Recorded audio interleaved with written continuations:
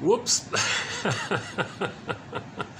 I was just I accidentally, when I turned the camera, it seems I accidentally shut it off somehow. So I was just speaking in part one. I was talking about the room that I'm in, and I accidentally turned it off. So I just restarted the video, and I want to just keep on continuing. So this is part 2 of TQ 2551. And so in part 1, I was just beginning with the introduction. So let me just continue with that introduction. So we're talking about healing from developmental trauma. So part of the developmental trauma is that the child needs an extended paradise with the mother. It's called the social womb. For the first 4 to 5 months, the baby enters into a period of development with the mother called the stage of symbiosis, merging, fusion, mother-infant dual unity, that allows him to have his extended paradise, his extended social womb. Now the social womb is meant to basically, in essence, resemble the actual womb. The difference, of course, is that in the actual womb, things happen automatically. The baby sent up the waist, the 2 veins spiral up, the center one in the cord, into the placenta metabolizes it, and then the food, oxygen, and nutrients get sent down the center one, and it's rhythmic, it's like music, it flows, the child is hearing a kind of a music there, and so it's very smooth, baby's needs get automatically met. Now in the extended womb, how does the mother replicate that? Like that's pretty, well, she's got to be attuned. To help the mother be attuned to provide what the baby needs, she needs a line with the baby. I'm just simply calling it a line. Meaning when the baby's born and he starts suckling, the nerve endings in the breast link in with the nerve endings in the child, and there's this line there. This allows the mother to be able to be attuned to the baby's situation, feelings, needs, signals, and so on. It's as if the baby comes out of the womb. Mother says, "Oh, hi, baby, welcome. I've got a line with you." Baby says, "I feel it, yes, I love it. I got this line. I've got it. I've got this line with you. We've got a line with each other." So I mean they can communicate and have that musical back and forth. So the music's got to continue. Barry White sings the song, "Let the music play." So we don't have it here, we can play it. So the music's got to play in a rhythmic way like that. So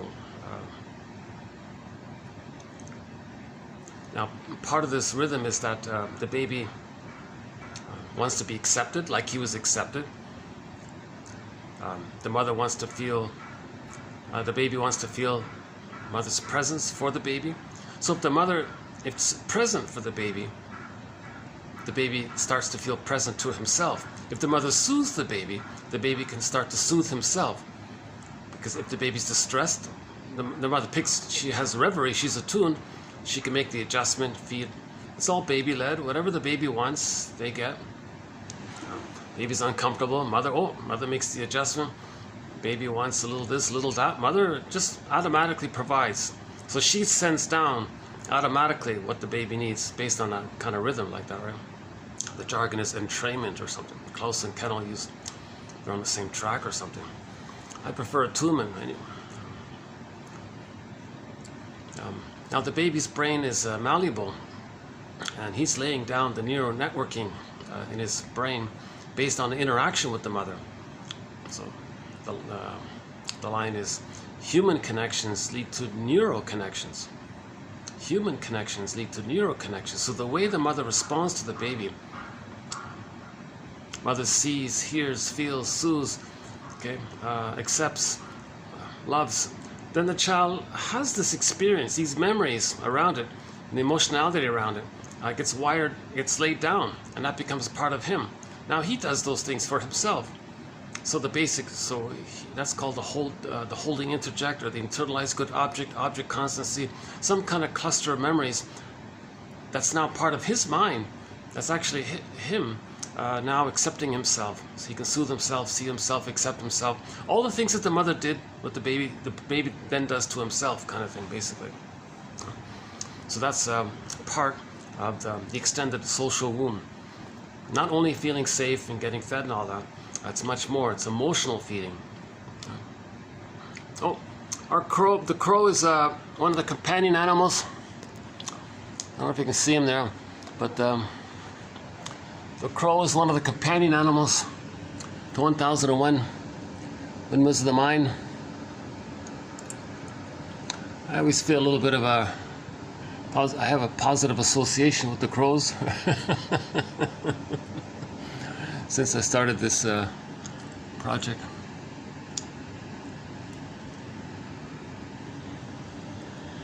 Some of our videos were done in that black and gray tower there.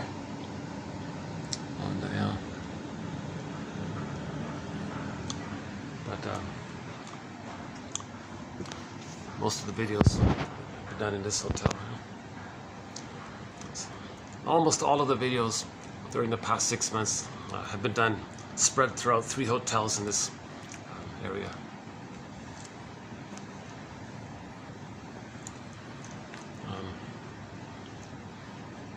So again, my disclaimer, I'm not a midwife or a doula, doctor, nutritionist, analyst, therapist, counselor, shrink, none of these things, professor. I have a BA.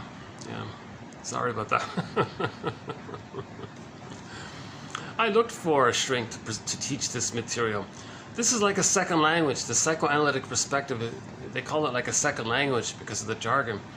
It's interesting, I like it, but no one's teaching it. And the few that sort of partially teach it, oh, give me a break, nowhere near it. It's just snoozeville. And so no one's really teaching it. So I thought, well, I want to learn it. Someone said, well, if you want to learn something, teach it. So you're kidding. I don't really see myself as teaching it, but I don't have a lesson plan, and I'm sort of just learning it as I go. But I am learning it as I'm discussing it. So if by chance my talking about it is helpful, that's a surprise for me, because one quote by Elvin Semrad says, therapy doesn't take place if the therapist is too anxious. I'm kind of anxious myself. So that's why all of the quotes are posted below. If you click the more link or the see more link, all of the quotes in each of the videos are posted below. That's one way to get the collection of 1001 Windmills of the Mind. Now with 2,551 quotes to the collection. And many of the TQ quotes have multiple parts to them. So in effect, we have approximately 8,000 quotes, I think. So one could click through all of the videos and get the quotes that way. Or for convenience, for the price of a cookie. The website is www.buymeacoffee.com/psychoanalysis. It's a great deal. You'll get a grand total of almost 10,000 quotes. All of the TQ quotes, roughly 8,000, plus another 2,000 sort of honorable mention quotes. 55 threads, themes, topics, chapters, e-booklets. A wealth of material, interesting material. We got a thread on TV show and movie quotes that have a sort of a psychological side to it. Self-help exercises and quotes that are psychologically minded. Actually, today's one is sort of in that area. All of the major maneuvers of the mind, each is a defense mechanism: projection, projective identification, the issue of symbiosis, identification with the aggressor, rationalization, reaction formation, and so much more. Negative magic gesture. Emotional eating, the psychology of myth and fairy tale, psychology of religion, psychology of prejudice, of shame, greed, envy, passive aggressiveness, art, crime. There's a lot of great material.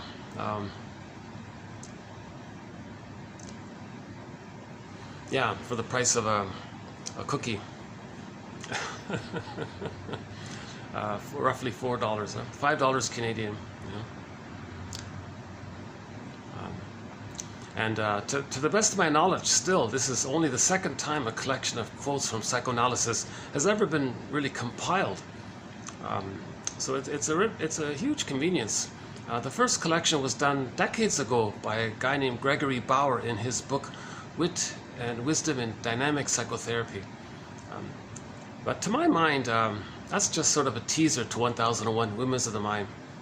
And no Freud, no Jung, no Lacan, none of the major sort of familiar names. So this is mainly object relations theory, developmental theory, the Masterson approach, the work of William Fairbairn, Melanie Klein, Margaret Mahler, Karen Horney, Edmund Bergler, James Masterson, plus James Grotstein, Thomas Ogden, Dorothea MacArthur, Aletha Horner, Gilbert Rose, Francis Mott even, so much more.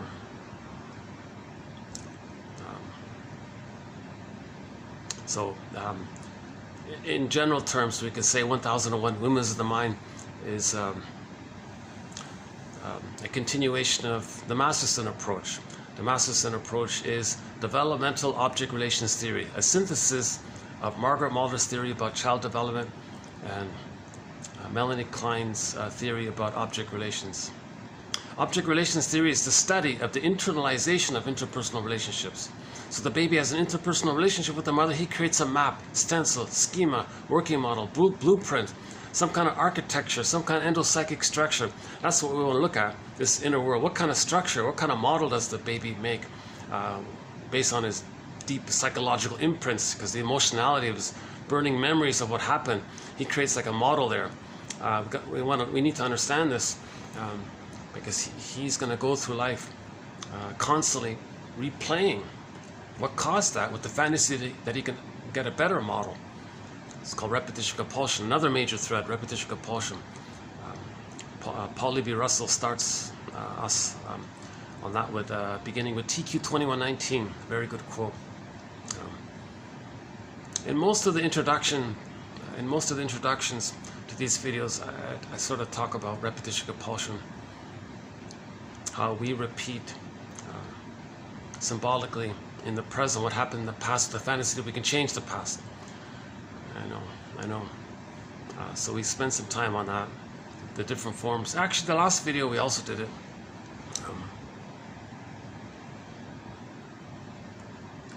Oh yeah, attachment theory, that's a new thread as well. Relationships also, transference of the falling in love one. Oh, a very good batch of quotes is the falling in love one. TQ 24, 35 to 9, 5 videos. Oh, the greed ones are very interesting. We did 7 videos just on greed alone. All of the major personality patterns that spring forth based on where the trauma takes place between birth and 3, the different personality patterns that spring forth. The Iago pattern, the bully pattern, lower functioning BPD pattern, narcissistic pattern, codependent pattern, etc. We talk about Melanie Klein's theory about the positions. That's a key one. If you're interested in that one, check out the longest video done in this collection. It's 4 hours and 8 minutes, the very longest video. The first 2 hours of that video was, I think, an approximate attempt to provide a summary of that. Key concept, Melanie Klein's theory about the positions. That's really a huge, that concept. Yeah. So the mother is meant to provide an extended paradise. Now the baby thinks the mother's a part of him or just there to serve him. Everything is him. He's the universe. He's the center of the universe. So he's so powerful and he makes everything happen. So when the baby's born and there's a problem, and the lion isn't there, the reverie isn't there, the warm, safe environment isn't there, the mother's misattuned, not meeting the baby's needs, whoa, the paradise is broken. The paradise is lost. The baby freaks out. So he'll try to correct the situation, correct the environment, correct what's around him, and in effect try to correct the mother, save the mother, cure the mother, make the mother be a loving mother. Because the baby creates everything, makes everything. So the baby's going to try to fix the mother, save the mother. What do you need, mother? What do you want? Do you want me to do this? I should do this? Do you want me to hide my feelings to help you, and then maybe I'll get my feelings back? You want me to deny that I have needs for paradise, and maybe you'll provide the paradise, then I can get my... What do you need? Baby's trying all sorts of ideas and beliefs. He's desperately trying to get his paradise with the mother, and he thinks he's responsible because he's everything. It's his life, and he makes everything happen. It's only just him, and this otherness around him is just a part of him, maybe. Right? Now he's going to fail. The baby can't make a dysfunctional mother be a loving mother. And then the baby thinks, wait a minute, I'm a little God, and I couldn't fix this environment, and my paradise is gone. My paradise is broken, and I'm a little God, and I'm not getting my paradise. Oh my God, am I flawed? Am I defective? Is something wrong with me? Okay, that's linked to our identity. That's called unconscious shame. Yeah, we have a quote today about shame actually coming. Yeah, so stay tuned. We'll add, one of our threads, shame. The video entitled All About Shame has some good quotes about shame. In this video, we'll add 2 more quotes about it. So that's linked to identity, the shame, right? The burning, biting feeling. So the baby feels that he's defective, that he's flawed, there's something wrong with him.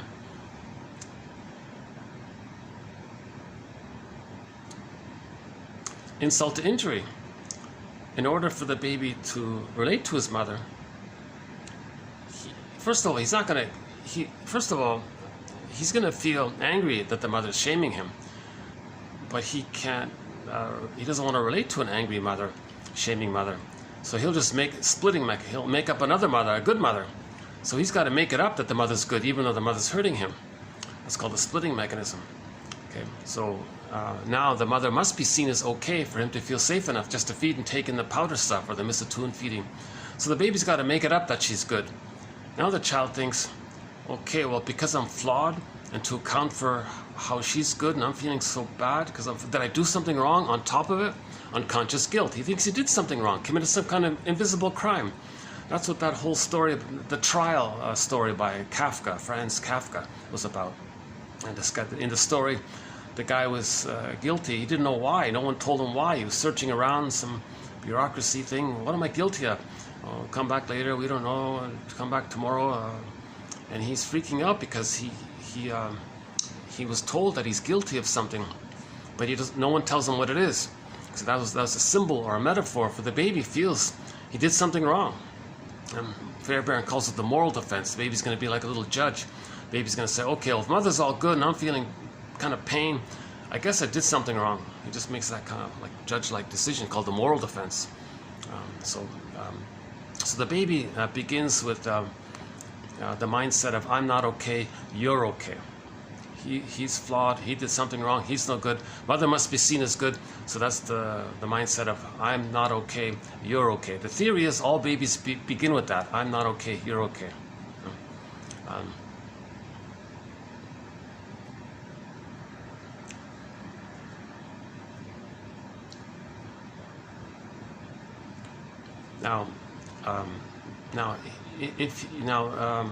If that's the case, he's frozen. Now that's a trauma. When there's trauma, we repeat and replay. So he's going to keep on trying to save his mother, correct his mother. He's going to try again and again to save his mother if he doesn't change that belief. But that belief is kind of set there. So that's the issue. We got to correct this belief. No, it's not the baby's job to save the mother. But the baby thinks he's a little God. That's his job. But in the unconscious, if we still think it's our job to save the mother, correct the mother, heal the mother, then we're sort of stuck.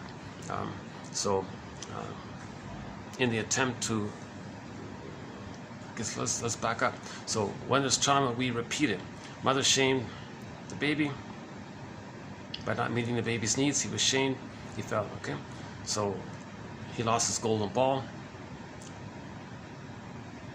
How does he replay that? So repetition compulsion. We replay what happened in the nursery again and again throughout time with others in the present, and the present becomes like a staging thing, like a symbolic reenactment to represent what happened in the nursery. Because the fantasy is if the person replays it, maybe they can get a better outcome, undo it, get the needed outcome. Because the baby doesn't understand time. It's timeless. He has no time. He's doing it again. There's no time. He's spinning it around in this, like a groove of no time. He's just spinning it around, a broken record or something. He's just doing it again and again. There's no time. But in reality, there is time. So the unconscious is going to get the person to misperceive the present, distort the present, misuse the present. Okay, cast people in roles that represent the nursery scene. replay the nursery scene in the present, thinking they can change the past. Now, people in the present are confused. What's this guy doing? Why does he say this? Or why is he acting like this? Or why is he trying to goad me? Or what's he doing? Okay. So the reenactment it takes two basic forms. The lesser pain one is called direct reenactment. Okay. So mother rejected them, let's say. They go through life selecting people unconsciously or being drawn to people unconsciously whom they anticipate will reject them. That's how they replay it. They want to replay it, so they're going to be, their antenna is sensitive. Well, who's going to reject me? Okay, I'll make friends with him because they'll reject him. Now, he may not consciously realize this. He's unconscious doing this. Or he'll choose people whom he knows he can coax. He can get them to leave them. His goal is to replay what happened. Mother rejected them. He wants others later on to reject him. So he's just going to replay it again and again, either in advance choosing people whom he knows will leave him, or people whom he knows that if he makes himself unappealing or is passive-aggressive or a little difficult, finally he'll goad them to leave him. Aha, he replayed it. So in yesterday's video, we played the song "If You Won't Leave Me, I'll Find Somebody Who Will" by Warren Zevon. So if you want to hear a good song about this, what we're talking about, check out yesterday's video. Another more painful, desperate, a much more hurt, a deeper wound version of this, a more desperate, angrier version of this reenactment is the baby identifies with the aggressor. His wounded innocence, he doesn't want to see it anymore. He doesn't want to have it anymore. His shamed, hungry, enraged, empty part self, he sees onto others. So he'll look for non-threatening substitute others, safe others. He'll see their wounded innocence onto them, and then reject others to replay how the mother rejected him. Okay. So in the song, yesterday's song, "If You Won't Leave Me, I'll Find Somebody Who Will," the guy actually said it. The title of the song says it. "If you won't leave me, I'll find somebody who will." Meaning, he'll reject her and then go back to finding women who will reject him. He's just replaying how the mother rejected him.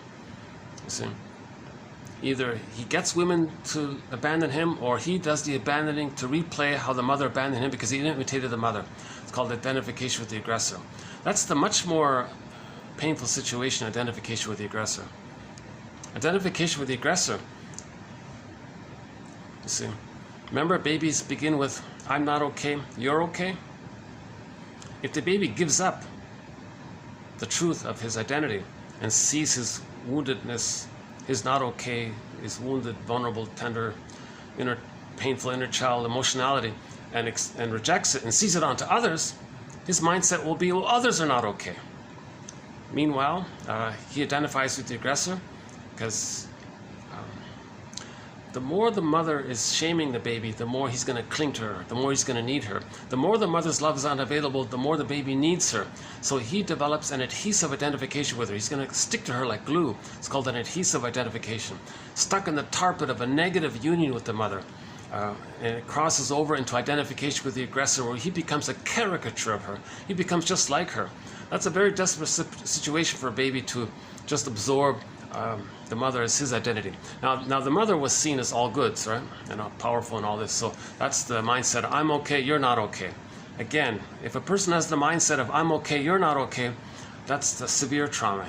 That "you're not okay," he's talking about himself. He's imitating the mother via his false belief that the mother rejected him and thought that he wasn't okay. He's just replaying it. Repetition compulsion, trauma, we repeat. Okay, so identification with the aggressor says, I'm okay, you're not okay. But this "I'm okay" is a false one. Okay? So in trauma, all babies have infantile megalomania, thinking they're little gods. That's still there. That only leaves if the baby's loved. If he isn't loved, he's still holding on to it. So anybody with the narcissistic pattern, the bully pattern, the ego pattern, lower functioning BPD pattern, anyone with that "I'm okay, you're not okay," that means they didn't get the love. They weren't loved. The greatest hurt of all, mother failed. Right? Attachment trauma. If the attachment trauma takes place before 18 months, they're going to end up with I'm okay, you're not okay. The narcissistic pattern, they're always wanting to shame others. The bully pattern, they want to control others and objectify them. Because the mother objectified them when they were a baby. Iago one, oh, he's really angry. He wants to see things damaged because he's just filled with envy. He doesn't want to see goodness.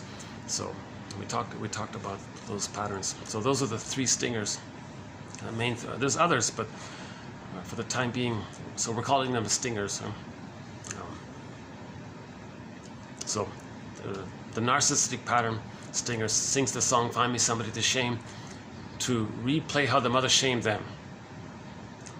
The bully pattern was prematurely ejected out of the oneness of the mother, didn't really merge with the mother possibly, so he wants to control others, frighten others, because the mother frightened him, and he's angry to get the connection of a lackey to stand in for symbolic mother, because he didn't get the oneness of the mother, so he wants someone else to be symbolic breast for him. So he's very demanding and belligerent, and to do that he's going to be very aggressive to frighten someone to, because again, when he was a baby, the mother frightened him, so he's imitating the mother. Iago one is so far gone, he doesn't bother with any of this. He just wants to see things damaged. So he's hatred of the good. So his agenda is just to see goodness spoiled. So he's the guy that sort of hides in some ivory tower and spreads rumors against others to see things damaged. Now, okay, the baby, okay, just a footnote, an important footnote, the baby can't tell the difference between the breast mother, the first object, the first mother is the breast, post the womb, right? So after birth, biological birth, the first mother is the breast. The baby can't tell the difference between the breast and his experience of the breast. If his experience of the breast is that he ends up with envy, that means his attachment to the breast, if breast means envy is the mother, that's his attachment to safety. Attachment means mother, but mother equals envy. He's going to be envious. To stay envious, that means he's a mama's boy, he's going to stay attached to mother. Of course, all of these types are mama boys. They didn't separate from the mother. They didn't get enough love to feel safe enough to leave them. So they're too stuck with them. So they all have mother complexes, right? Iago has a very serious mother complex. And mother means envy, so he'll be envious. So the more envious he is, the more he's a mama's boy. So envy means hatred of the good.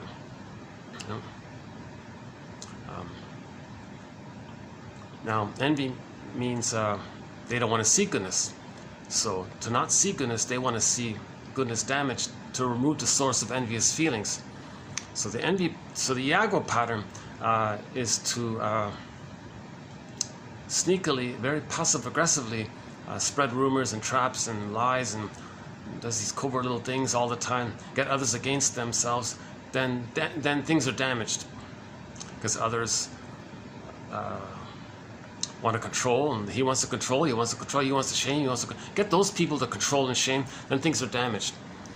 Then Iago pattern, then he's connected to his mother.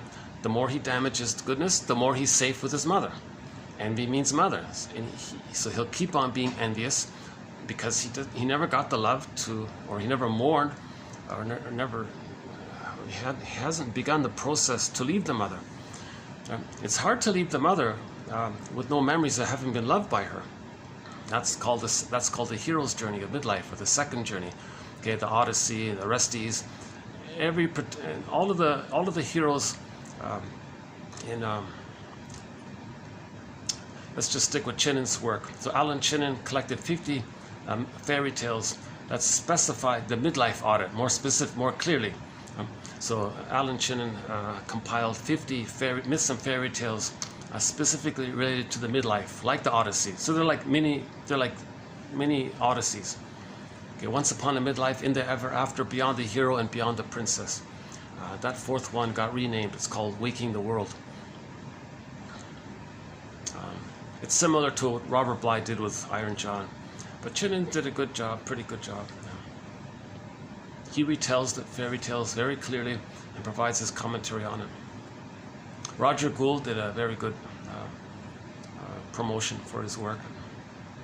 Roger Gould is the author of Shrink Yourself, about emotional eating. We have some of his quotes in our collection.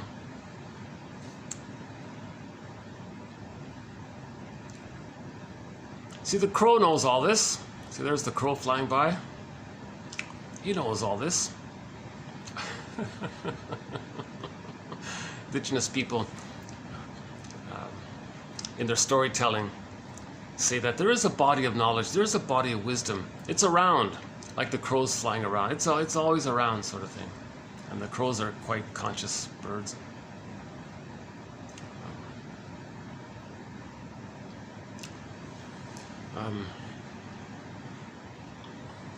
Yeah, so that's the I'm not okay, you're okay. Let's just finish. Now, related to this, I'm not okay, I'm okay, you're not okay. That's called the paranoid schizoid position. The paranoid schizoid mode of experiencing, mode of operating. Okay. Now, the paranoid part means, remember the baby was shamed by the mother, he was enraged by the mother? Now, when the baby's enraged at his mother, so shame and rage go together. Okay. So when the baby was shamed by the mother, he was enraged, but the baby repressed his feelings. Now, the rage part, it's too much excitation for his little system. He can't feel all that stress. He's got to deny the rage. One way to deny the rage is to put it onto the mother. It's called projection. Something about you can't accept it. It's too hard to feel it, too hard to know it, don't want to know it. It's too anxiety-provoking, too stress-provoking. So one way, that's trick of the mind. Oh, mother's enraged. So it's as if, so baby begins with pre-verbal thinking. It's pictorial thinking, pictorial. So the baby's like a little artist. The baby's like a little Picasso. So the baby takes a sheet of paper, draws a circle, that's the breast, that's the mother, and he says, no, I'm not enraged. He draws on the painting some kind of image of an enraged entity. Yeah, there, that's the mother, this Cyclops character. So he creates some kind of scary. Now remember, the baby is enraged, biting, angry, enraged. So the image he creates of his mother is enraged and dangerous because he was biting and dangerous. The mother's and dangerous. So the baby thinks his mother is some kind of angry monster. Now the baby started off with just an ordinary human need. He's not greedy. Nobody's greedy by nature. You have a need, you're good. But the baby never got the need. So he tries again and again. He's angrier and angrier. Then he has the fantasy. Keyword here, fantasy. He's going to control the breast, possess the breast, maybe gobble in the breast, eat the breast, right? He has this devouring, greed-like devouring quality, right? So I'm not needy or greedy. No, this angry, enraged monster is needy and greedy. So the baby ends up creating a picture of his mother as a devouring monster that wants to eat him. So that's how the baby deals with his pain, with his emotions. He projects it onto the mother and says the mother's dangerous and enraged. So that's the paranoid part. The mother doesn't want to eat the baby. The mother doesn't hate the baby. She's enraged at the baby. The mother's not threatening towards the baby. But the baby, so that's a symbol. That artwork is just a symbol to describe his traits. It's called projection. So the baby projects what he can't accept about himself onto the mother. So now the baby has an image of the mother as a monster that wants to eat him. Right? So he scares himself, I guess. But he's trying to. The baby's a genius to figure out some kind of mental maneuvers of the mind, operations of the mind, mechanisms of the mind, mental mechanisms, tricks of the mind. He's trying to deal with all this pain. Right? So it's a compromise somehow. So it's not helpful to him, but he's got to survive. So it's helpful in that way. So he's trying to make it, right. He's trying to survive his difficult environment. So we all adapt to our environments. The baby's first environment is this shaming mother. How does he adapt? Well, he makes a compromise like that. He'll lie to himself, but it tricks him because then if he manages to not feel all the rage and attribute it to the monster mother, to make it up that the mother is this monster, now what is he going to do? How does he just take in the powder stuff? How is he going to survive then if he thinks his mother's a monster that wants to eat him? What does he do then? Okay, enter the splitting mechanism. He's going to, in effect, hallucinate a goddess mother, an oasis mother. Like that thirsty guy in the desert in the scorching heat wants to survive. He wants to survive. His mind makes him hallucinate an oasis. how to compensate. So the baby wants to compensate. He wants to survive, like the guy in the desert. The baby hallucinates a lovely oasis, goddess, heavenly, beautiful, bountiful, ideal breast, perfect breast, supremely loving, tender, sweet breast. So he creates this goddess breast. Okay. So while he's nursing, he's truly bonded to the painful breast, but he denies it and makes it up that he's bonding to the lovely breast. That's called the splitting mechanism. In effect, dividing the concept of the mother into two mothers and keeping them separate, hence the splitting part. That's the schizoid part of the phrase, the paranoid schizoid mode of experiencing. Now, all babies may temporarily do this for the first 4 to 5 months, but this is meant to be existential hearsay by the age of 3 at the latest.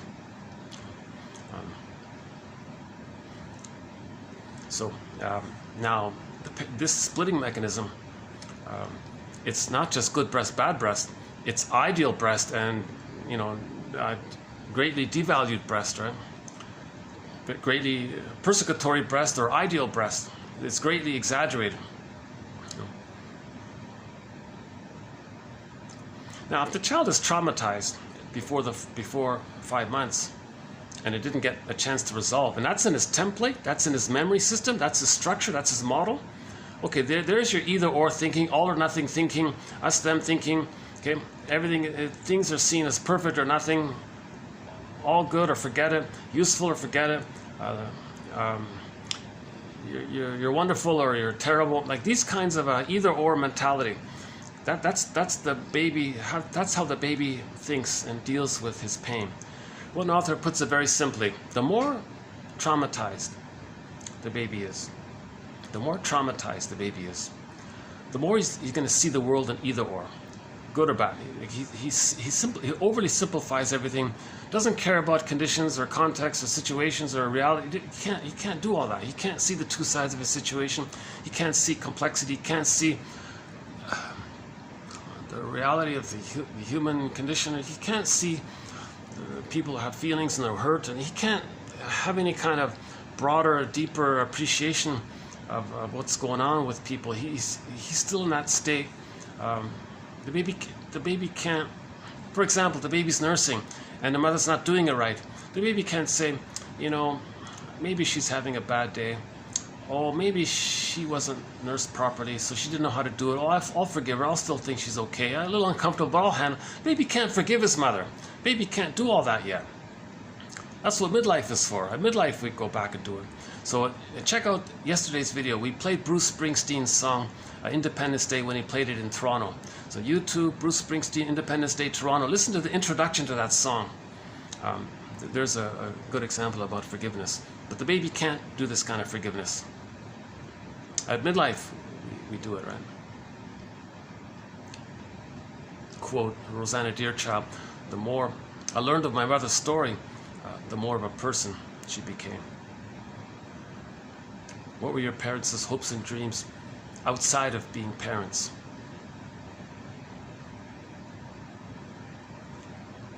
Mother didn't know it all, couldn't do it all. But there were still some blessings.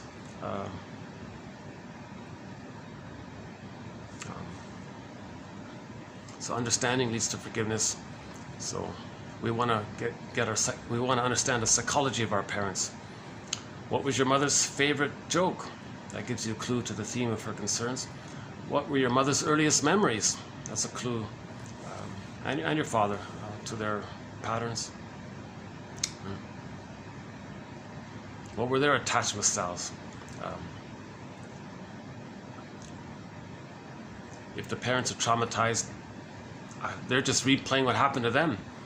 So they're going to cast their own child in a staging thing to replay what happened to them when they were a child. So the mother might actually shame her own child to replay and reenact how the mother shamed her. Intergenerational trauma. And she's in this compulsion. She never left her mother to provide the love for her child. The psychic structure needed to love is differentiation. Okay? So in the paranoid schizoid mode, they haven't differentiated. They're psychologically married to mom inside. There's even a book called When He's Married to Mom. It's called the Mother Complex, Jocasta Complex, Laius Complex. So we want to move from this whole Oedipus mentality, where we're too blurred with the mother, and move to Odyssean, where we're on the healing journey of forgiveness. One author says that that's the goal of therapy, to move people out of so-called Jocasta, Laius, Electra, Oedipus, that whole that crazy dysfunctional family, into something more towards forgiveness, understanding, healing, what's going on.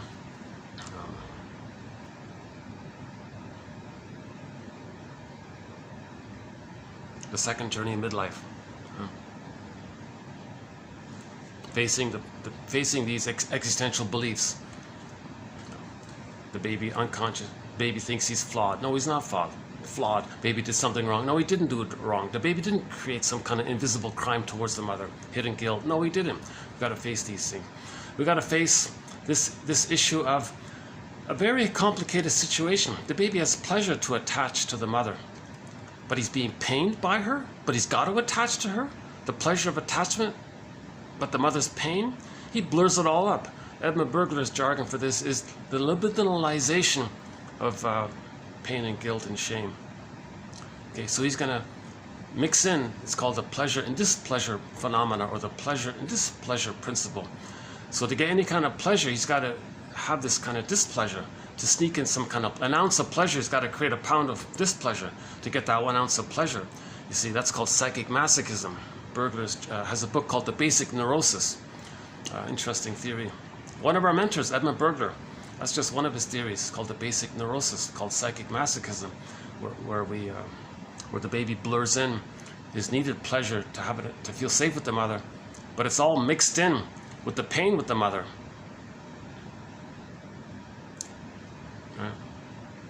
That's a tough. He's got a lot of people have a hard time with his theory. It is a challenging one. Someone called it humanity's fourth narcissistic injury, to this idea of the libidinalization of guilt, pain, shame, etc. We libidinalize it, make it pleasurable. Oh, Jesus. And because of the pain around it, we make compromises called rescue stations. So we'll, to stay loyal to the mother, we maintain it. So we mask it, we hide it to ourselves by dysfunction, and we think that dysfunction is our problem. But underneath the dysfunction is this core issue that we had to give love to the mother, and that's pleasure, to have love and attachment to the mother, but we got to receive the pain and the shame she's giving. That's a hard thing to untangle, that kind of thing. So that's we got to air that out, kind of thing. So Menninger says we want to unpick the threads of a traumatic script, unpick those threads, and weave a new, healthier script. So now back to dysfunction. So dysfunctional living is to maintain the deal with the mother. Okay, the deal was the baby won't express his feelings towards the mother. The baby won't show his needs towards the mother. That's how we got the attachment. That's how he thought he can try to save his mother. And he's still trying to save the mother. So dysfunction equals still trying to save the mother. So he won't self-activate. He won't leave her. He won't know himself, his interests. He won't have his golden ball, his embodiment, the capacities of the real self, his interests, the ability for genuine love, the ability to mourn, the ability to grieve. Remember, if a person doesn't grieve in life, that's complicated grief, aggravated grief, the derailment of the grief process, chronic sorrow, that can lead to melancholia, pathological nostalgia, and then and as they get older and older, things remind them of the losses they experienced in life, but they can't process it because the golden ball's missing. In the Disney movie Inside Out, joy and sadness were zooped away. The golden ball is zooped away. If you don't have access to your feelings, how do you have more losses? So they're reminded of losses. That's why they might be controlling to not experience loss. One of the manic defenses against complicated grief is to be controlling or to be very contemptuous. Didn't need you anyways. But they are reminded of loss. And then, so the pain around that, that's called melancholia. And and happens again and again, it can have a snowballing effect.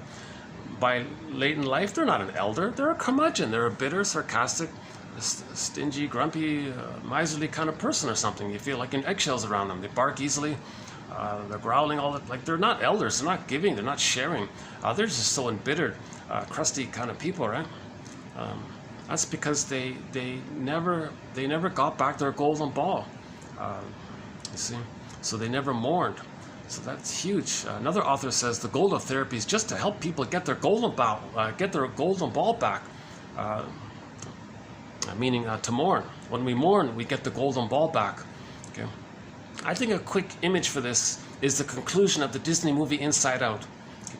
When joy and sadness was lost, so basically, right? So that's a very good movie. Joy and sadness, with the trauma, the feeling self, the psychological self, the golden ball, the more human side of being human, joy, reparation, empathy, tenderness, affection, kindness, a lot of the more normal, tolerant, loving feelings of a person.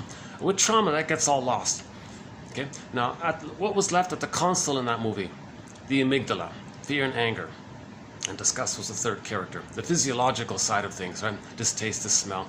But mainly it was the amygdala, the stress response syndrome, the fear and the anger, the flight and the fight, right? Notice how fear and anger are very closely linked together.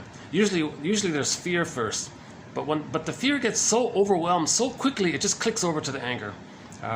So again, anger is an expression of unmet needs. It's just a response to when something goes wrong. When the baby doesn't get loved, he's angry. He's not naturally angry. That's only a reaction to when the mother hurts him. If babies are loved, they're not angry, right? They're tolerant, loving. So at the console, it was fear and anger mainly, right? And the disgust character. Yeah.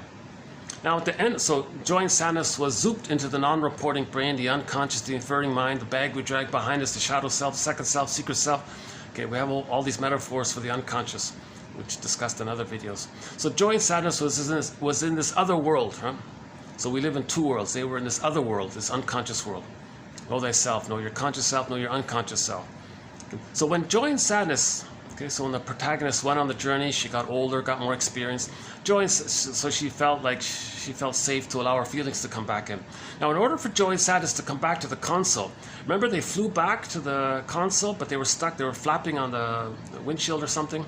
To get back into the psychic house, to the person, to get back into the person, to have them be embodied, to have the existence and to feel our feelings, to feel the range of joy and sadness. It was rage and disgust that helped it. So the character disgust then represented shame. In other words, when we feel the shame and disgust and the rage of the attachment trauma, how our mother failed us, we got to feel that shame and rage and what the mother did to us. When we feel that, okay, that's healing. Now joy and sadness can come back in. Now we're getting our golden ball back. Because if you get to a place where you can feel the shame and rage, that means you develop enough safety to accept your feelings. Right? So you got to feel that kind of disgust and anger at some point in the grieving process. So in the grieving process, there's going to be a point where we feel quite angry. It doesn't mean you physically act out or do something. You can just write an angry letter or,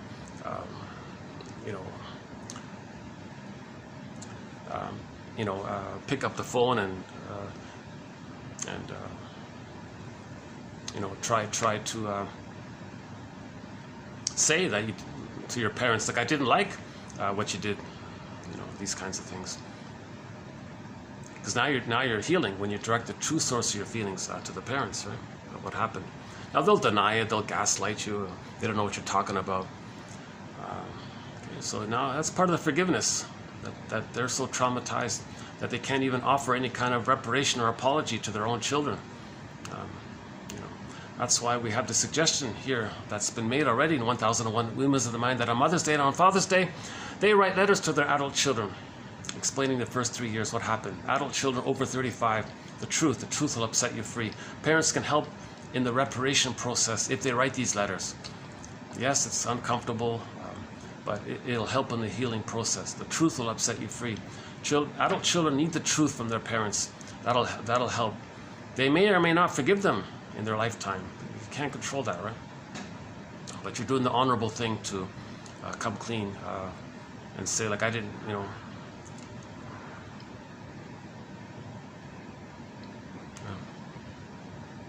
didn't know what I was doing or something. Or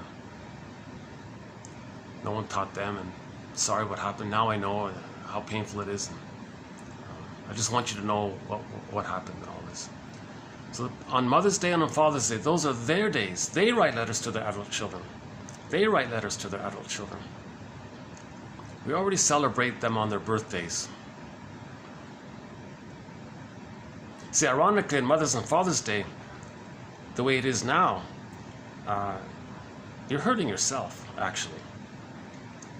Because you're maintaining that I'm not okay, you're so okay.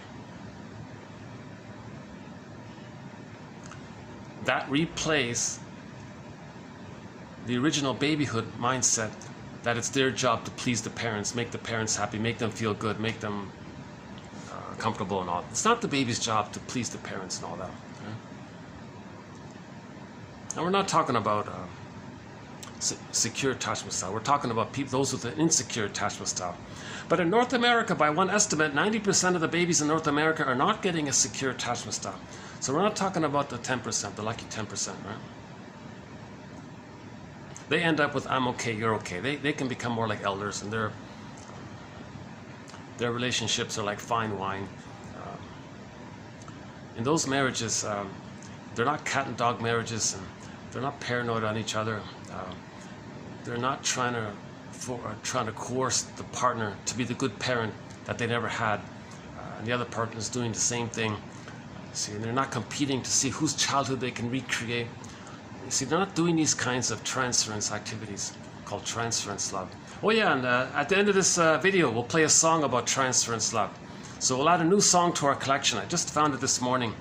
I thought, oh, it's not too bad. Oh, let's include it. The main line was, what version of love is this? The guy said.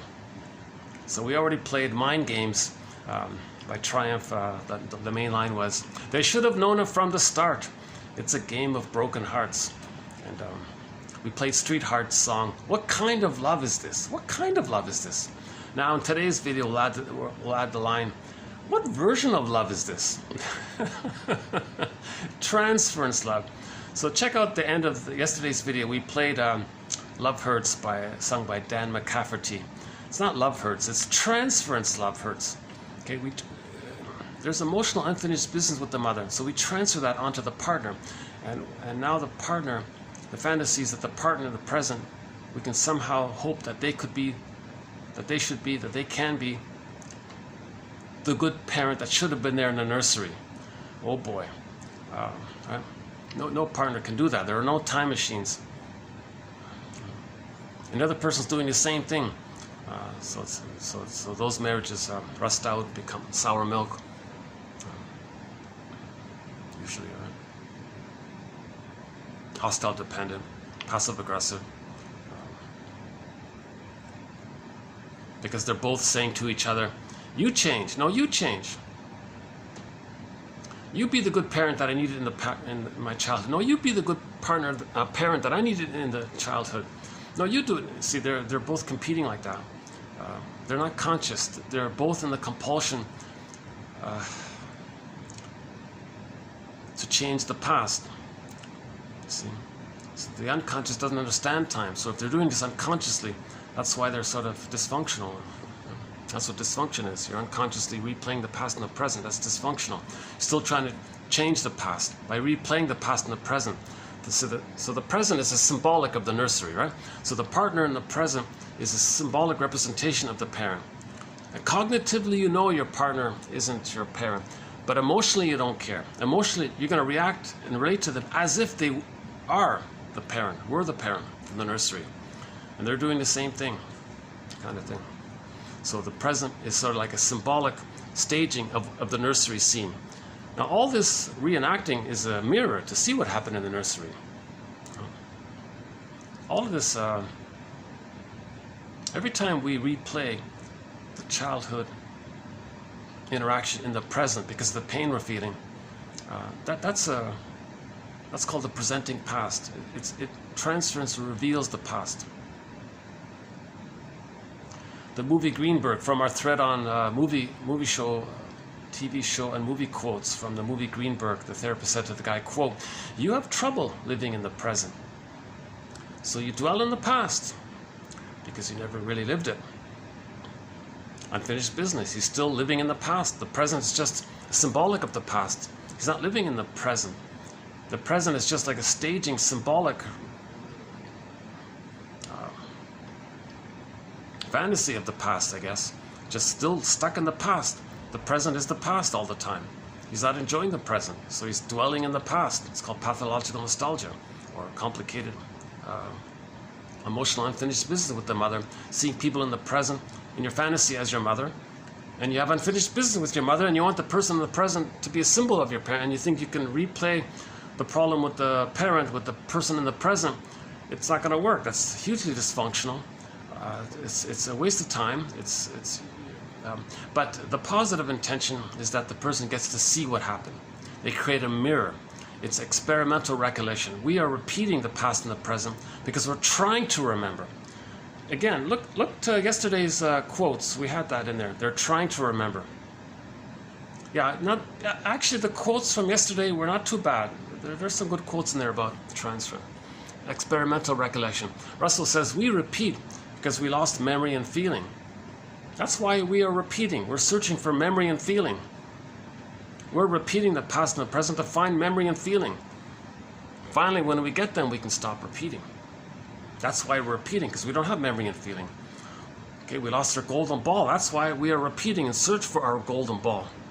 Finally, when we get it through the mourning process, at face, the disgust, anger at what happened, then your golden ball comes back. But to get to that place, you need to feel safe with someone when you talk about it. I'm not sure someone can just do it in the journal by themselves. You kind of need a caring witness there. You sort of need a human connection in that area. Self-analysis, so-called self-analysis, is kind of limited. But you need both. You need the knowledge, that's called the yang, and you need the loving presence, that's the yin. So the yin and the yang of healing. The yin of healing is the empathy and understanding of the caring witness, because you feel safe. When you feel safe, stuff comes up, right? You say what you need to say when you feel safe. If you feel scared, you're not going to say it. You climb up, right? So you need to feel, that's the yin, the warm presence of someone who wishes your emotional health. Now the knowledge, the free association, you talking, you free association, that's sort of the yang, the active side of things, right? That's the yin and the yang of healing. Wonderful symbol. I love that Ferris wheel up in China somewhere called the Bagua. I think that's what it's called, the Bagua Ferris wheel. There's this massive Ferris wheel. In the center, the whole center of it is the yin-yang symbol, the Tai Chi symbol. Right? And it just goes around and around like that. And it's got the characters from the I Ching around it as well. But the main image is that yin-yang symbol going around and around. A very good reminder that we need both our feelings, our embodiments, our feelings, and our consciousness, that's the yang, and our embodiment. We're aware of our embodiment, that's the yin and the yang. So when we're aware of ourselves, self-awareness, so self-awareness, that'd be the yin and the yang, I think. Body, mind, or connection. And the circle embraces it. We have it, right? I think it's similar to the third side of the coin. The third side of the coin holds the other two sides. We're looking for the third side of the coin. Forgive the parents. To forgive the parents, you got to see the two sides of them. If they were victims of the plunder system and they were traumatized, well, there's some forgiveness there because it's not their fault, right? And there was still some blessings, even though they couldn't love the child, offer a secure attachment style. There was still, you got to see the two sides. You see, you can't just say either or. If you say mother was a goddess or a demon, that's splitting. Okay. One or the other, that's reaction formation. The opposite.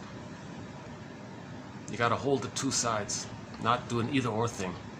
So it's more of a both and thing, right? Hold on a sec. Let's see. Let me get my. Let's just take another little 1 minute break here. Hold on a sec.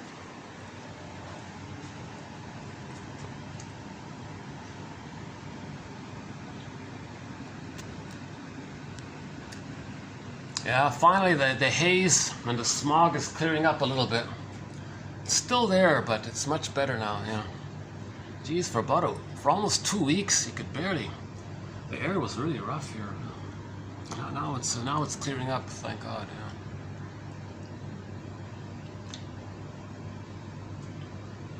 For more about pollution, check out 2500, TQ 2500. We talk a little bit about pollution, psychoanalysis of pollution, in relation to the phantom placenta, repetition compulsion of the cord being removed too soon. That's the theory, interesting theory. Lloyd Damas, yeah.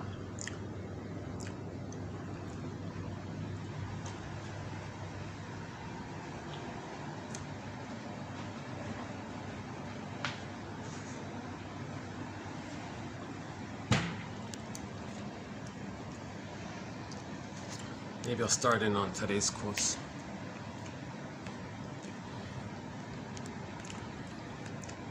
Yeah, so the paranoid schizoid position, it's trauma. We repeat and replay to see if we can upgrade the paranoid schizoid position and get it into the depressive position. Ultimately, we're trying to upgrade an insecure attachment style, anxious, dismissive, avoidant, reactive, disorganized, disoriented, unformulated, anxious, avoidant, like we said, and so on, and get it up to a secure attachment style. We're trying to upgrade an insecure attachment style and get it to become a secure attachment style. That's normal. We can get that. It's called an earned. We earn it. We work at it. We earn it ourselves. Man's main task is to give himself a secure attachment style, called a psychological birth.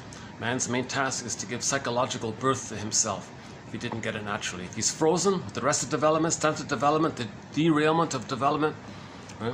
He's frozen there early on. It's his job to lift the anchor on the arrested development and resume development.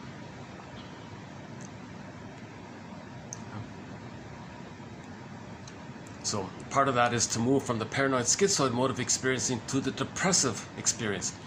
So the depressive experience begins at 4 to 5 months, where the child can start to differentiate, know himself.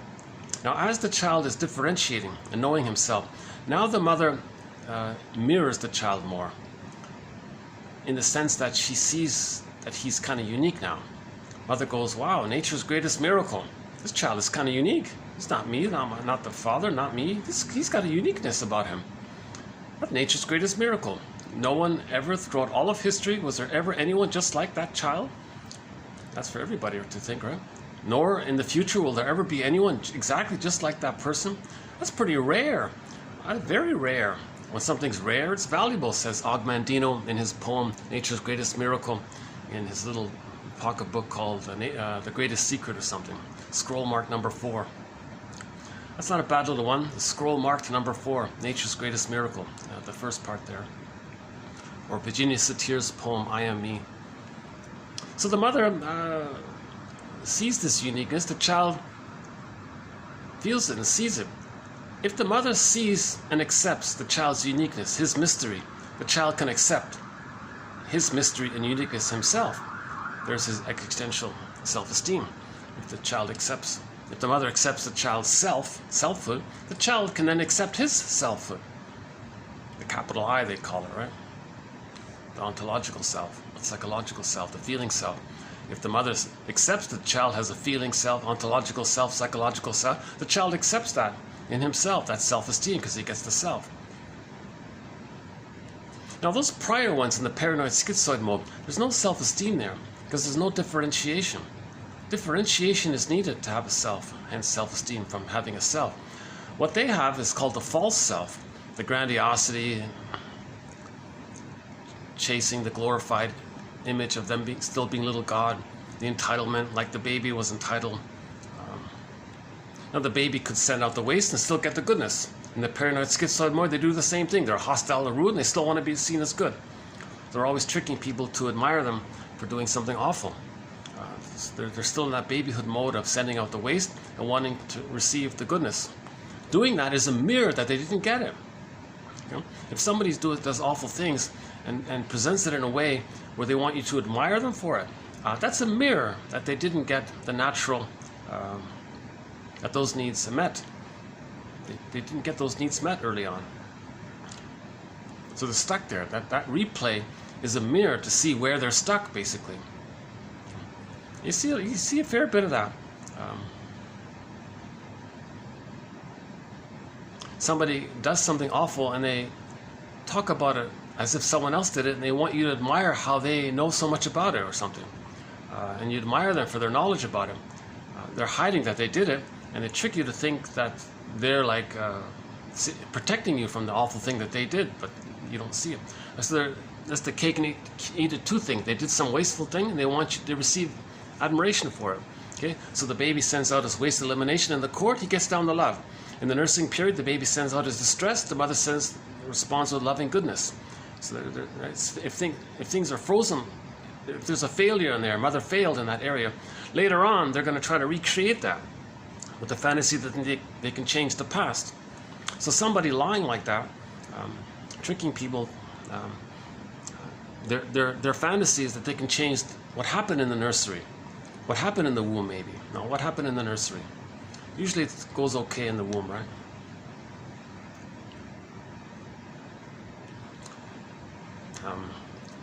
So the paranoid schizoid mode of experiencing, so that we talked about the prejudice, the either or, the goddess and demon.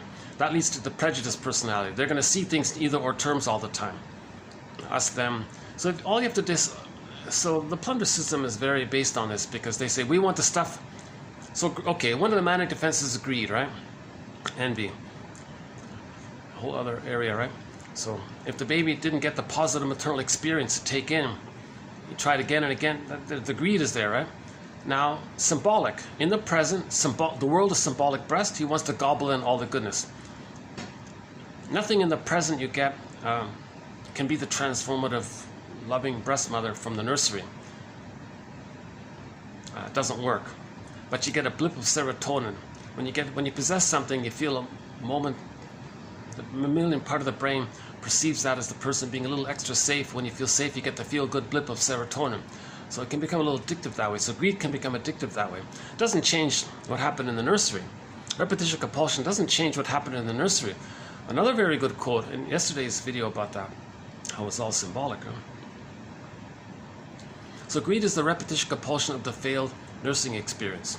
They're still looking for the good maternal experience.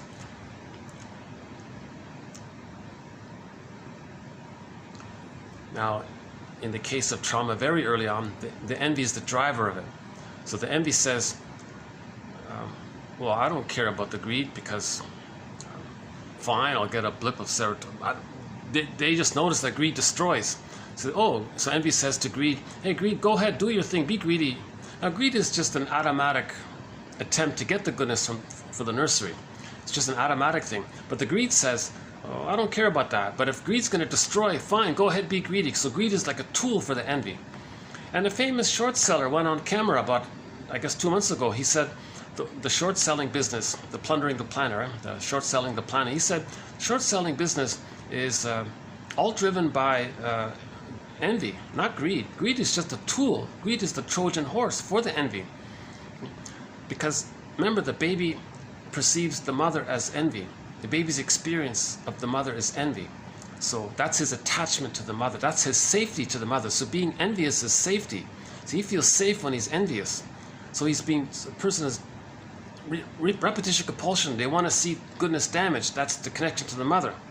Now greed has the effect of damaging. Greed is this automatic response to the organism's attempt to heal. Envy says, well, fine, knock yourself out. Try to gobble in it. As long as things are damaged, then they feel safe with the mother. And he said that. He made an ironic comment. He said there's so much envy that junior people are envious of his envy. Jesus Christ. So the goal is to forgive our mothers. So again, Barry Groskopf's book, Forgive Your Parents, Heal Yourself, Understanding Your Puzzling Emotions Hidden in Plain Sight. Bruce Springsteen, Independence Day, Toronto, YouTube. Helen Kramer's book, Beatrice Dearchild's quote, and some other quotes. Understanding leads to forgiveness. Saved by Understanding. We modified Rick Emmett's song, Saved by Love, to saved by understanding. So we're looking for this understanding which leads to forgiveness. That resolves the splitting, differentiation, mourning process in the midst of it. Orestes is an inspiring story because he saw the two sides. Athena said, okay. Again, myths and fairy tales are symbols for inner work. So the paranoid schizoid mode of experiencing, they can't grieve, so that's the manic defenses. One is greed, the other one's envy or grenvy. Now, remember, the narcissism only dissipates with love. So they didn't get the love, so they still have the narcissism. That's called taking refuge in the grandiose part self. The true self is squelched and seen unto others. All that's left is the grandiose part self, or sometimes called infantile megalomania, or taking refuge in the grandiose part self, or primary narcissism. Again, they think the little god's all about them. They're allowed, like the baby sends his waste and gets love. They do the same thing. They're negative towards others, they're hostile towards others, and they expect some kind of admiration for it in return. So now they can't mourn losses, so the contempt prepares them to not experience loss. Who needs you anyway? Sour grapes. You don't admit the value of something. You don't admit that you needed love. The bully pattern wants to control, to minimize the chance of it. And now the Schadenfreude is very big in there. Ingratitude, Schadenfreude are very prominent in there. Love, gratitude, empathy, real ability to mourn. These haven't entered the psychological picture. The main emotions are, again, hate, greed, envy, grenvy, spite, vindictiveness, okay, ingratitude, Schadenfreude. Okay. It can be the controlling, for the manic to not mourn losses, to not experience loss. You want to control so you don't feel lost because you can't mourn. So the contempt one, who needs you anyways, sour grapes idea is a part of it. And there's a thing called Pyrrhic victories where I think that's the Schadenfreude mainly. And there are a couple of other points around the paranoid schizoid mode of experiencing. So it's very hostile. Again, hostility means the person didn't get the love. Anger is a response to not getting love. So the paranoid, now this is all masked over with euphemisms and rationalizations. So they can rationalization is when you're doing these things like greed and envy, but you cloak it over with some convoluted, tricky logic to convince people, confuse people. So there's the PR part of a person. If you can't dazzle them with your brilliance and confuse them and make them admire you, or then confuse them, because when you were a baby you were confused. So confuse them. So that's right. So if you confuse them, they're in the one down position, and you're the one who's doing the confusing. You're in the mother, because the mother was the one who did the confusing on the child. Identify with the aggressor, confuse others. So that's called baffle them with bull, he said. And so nonsense. I just came across, this morning I came across, oh yeah, we'll post it in the next video. I came across a quote from one guy, one member of the plunder system, or sort of, yeah, I think, I'm assuming he is sort of, he has a quote. He said something about pablum. He says, the plunder system feeds the public pablum. Feed them, create pablum, reduce everything to pablum, give them pablum, just everything's just pablum. Just keep, so that's the infantilism, right? The baby, just infantilize them.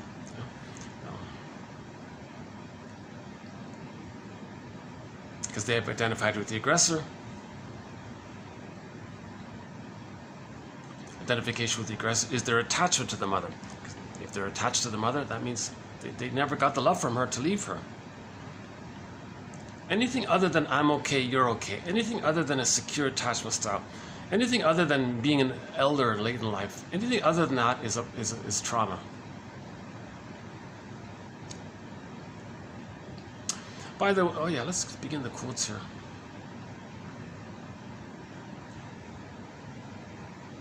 If this video just suddenly cuts out, there'll be a part 3. But let's see if we can get it in.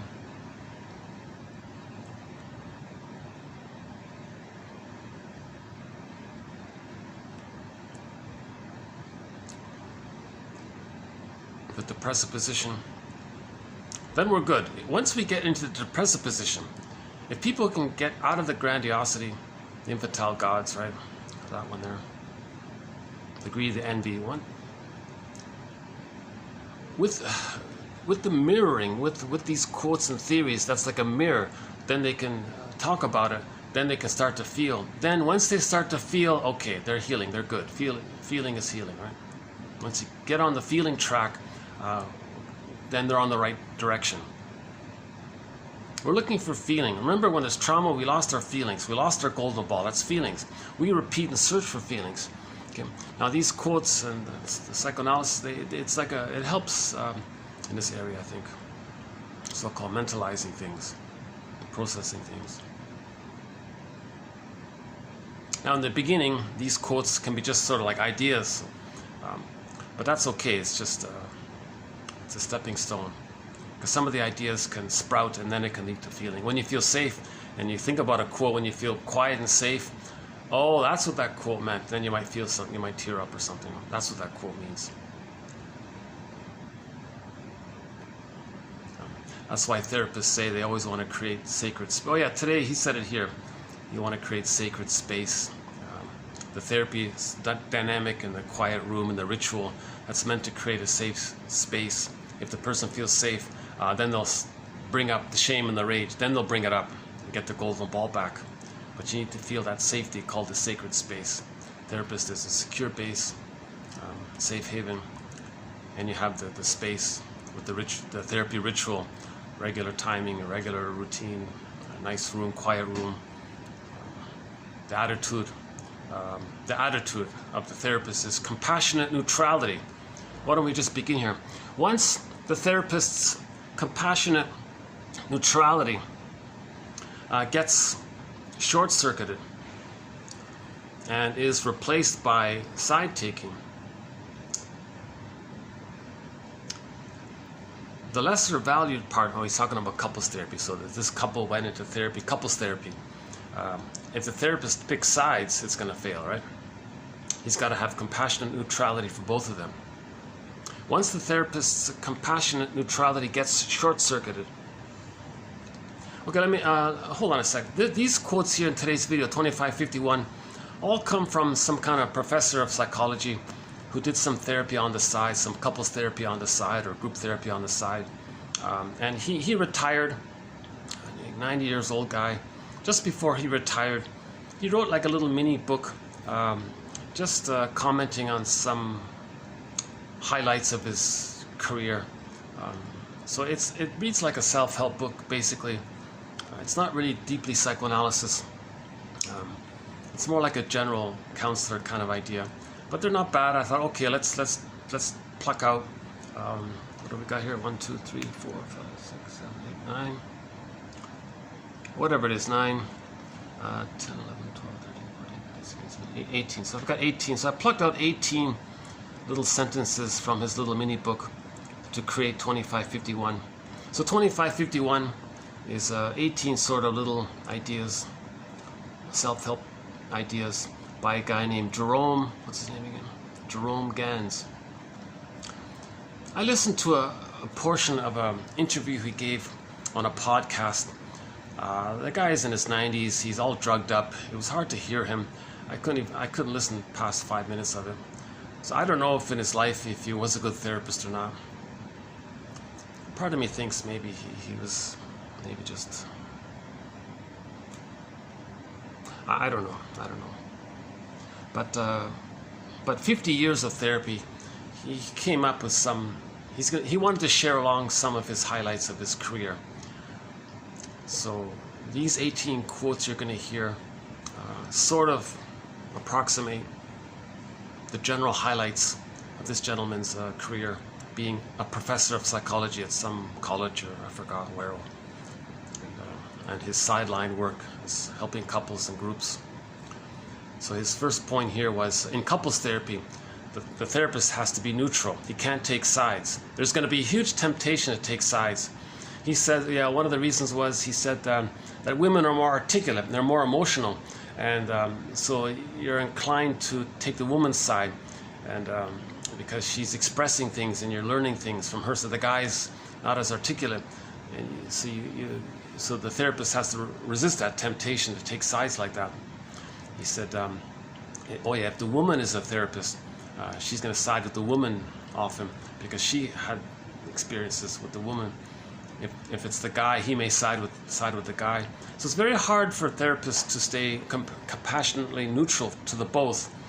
And he says if once they do take permanent side taking, maybe momentarily it's okay, permanent side taking, then the other partner feels devalued, scapegoated, and less interested in attending the sessions because the two are ganging up on him, let's say, or the two guys are ganging up on her. It's not meant to be like that.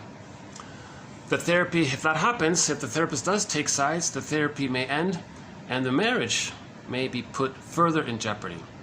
Conversely, the therapist's ability and determination to maintain compassionate neutrality while appreciating that each member of the couple contributes an equal amount to the difficulties allows the therapy to take hold and proceed. This even-handed approach of the therapist is difficult to accomplish. Many factors make it hard for the therapist to proceed on the notion that members of a marriage are equally responsible for their marital difficulties. He tried to make a big point about this. He said, in a marriage, you got to see it as equal. They're both equally responsible for their marriage problems. And he makes a case about this. For example, what is compassionate neutrality more specifically? Well, number one, help each partner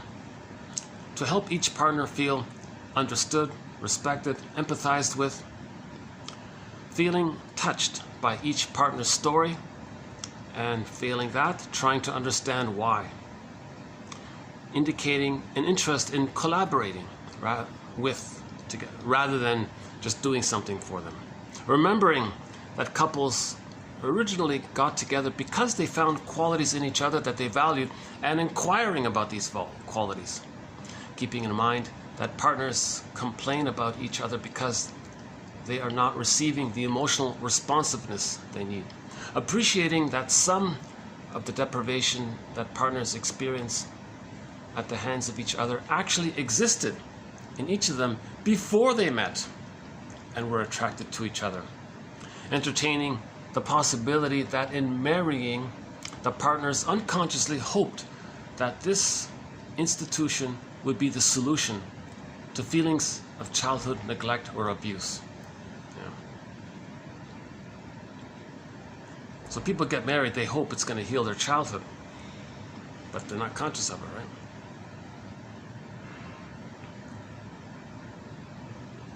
And the problems they had before the marriage, they bring it into the marriage. It existed before they got married. So keep these kinds of things in mind, he says. That'll help the therapist to be neutral if you keep these kinds of things in mind.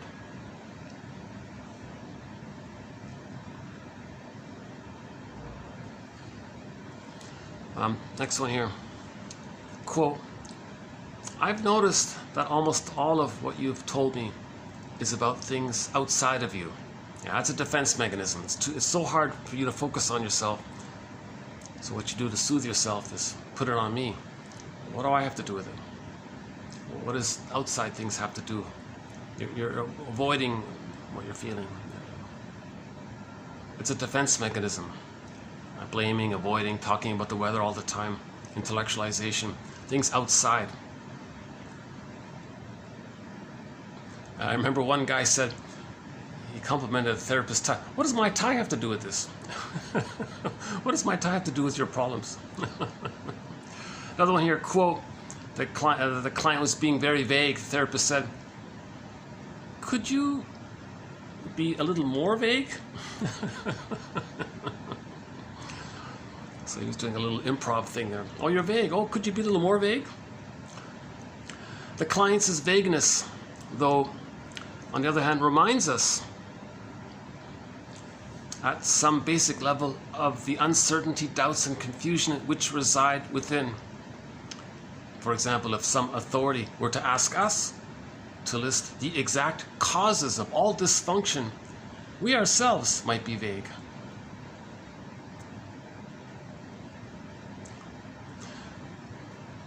So if the therapist is confused, that could be a communication. Now, when he was a child, he was confused. If the therapist is left feeling helpless and powerless and doesn't know what to do, that's the projector is trying to say that when he was a child with his mother, he felt powerless, confused, and helpless and didn't know what to do. He's trying to communicate how he felt.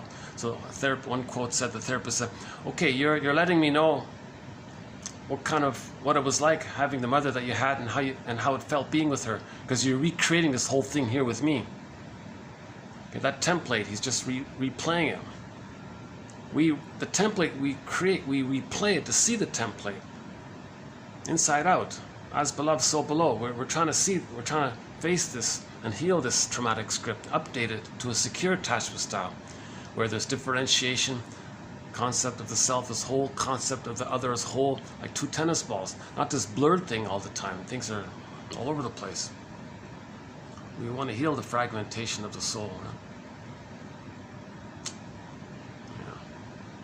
This jargon called, this comes up a lot, the so-called pre-Oedipal. That just means the first year, the nursing time, pre-Oedipal. Pre-Oedipal difficulties involving such basic matters as invalidation of their feelings, profound distrust, conviction of their badness, compulsive need to perform good deeds to obtain love, a precarious sense of self. So some of these more raw areas like basic trust and identity, that's the so-called pre-Oedipal area, the jargon. The oral issue, so sometimes they call oral issue or the pre-Oedipal issue. It just means the first year, the nursing time issue, basically. She had become an unwitting receptacle for her mother's low self-esteem. Quote, the woman said, "Mother, what do you think it is about you that makes it so difficult for you to appreciate me?" Yeah, so the daughter confronted her mother. The daughter said to her mother, "Mother, what do you think it is about you that makes it so difficult for you to appreciate me? What do you think it is about you that makes it so difficult for you to appreciate me?" Not a bad one. Another one here, quote, quote, "You need to," oh, the therapist said this, he had this silly little self-help idea. I think he's trying to be cute or something. Oh yeah, he trained as a medical doctor, so doctors give people prescriptions, the RX prescription. So he said, why don't we use the power of our authoritative, suggestive voice, take a prescription pad, RX, and write like some message on it. So this message times 100, 5 times a day. For example, quote, he gave to somebody on his little prescription pad. He wrote on it, RX, quote, "You need to let me have limitations without vilifying me. My limitations are no reflection on your worth as a person." This was for a client who could not tolerate anything less than perfection in their therapist.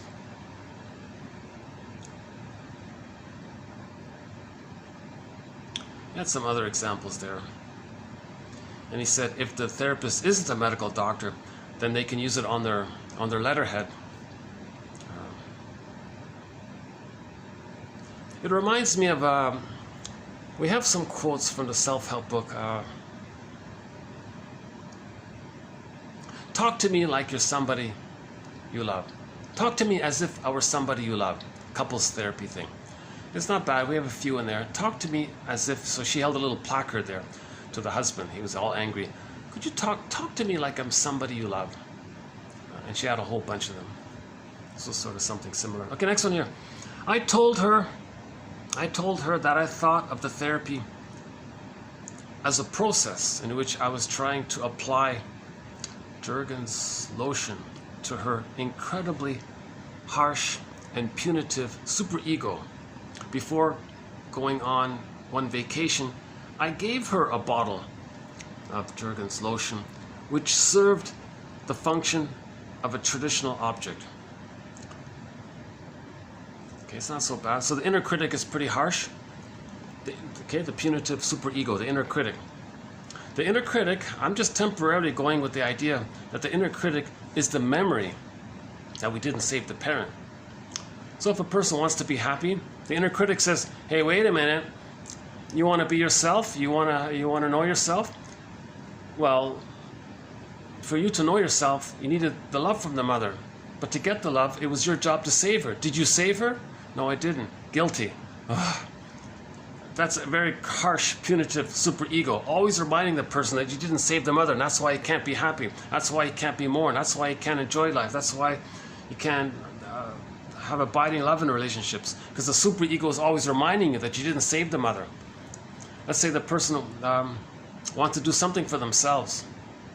Maybe they have an interest in something. Super, hey, you're trying to do something that you like. That's you're betraying the mother.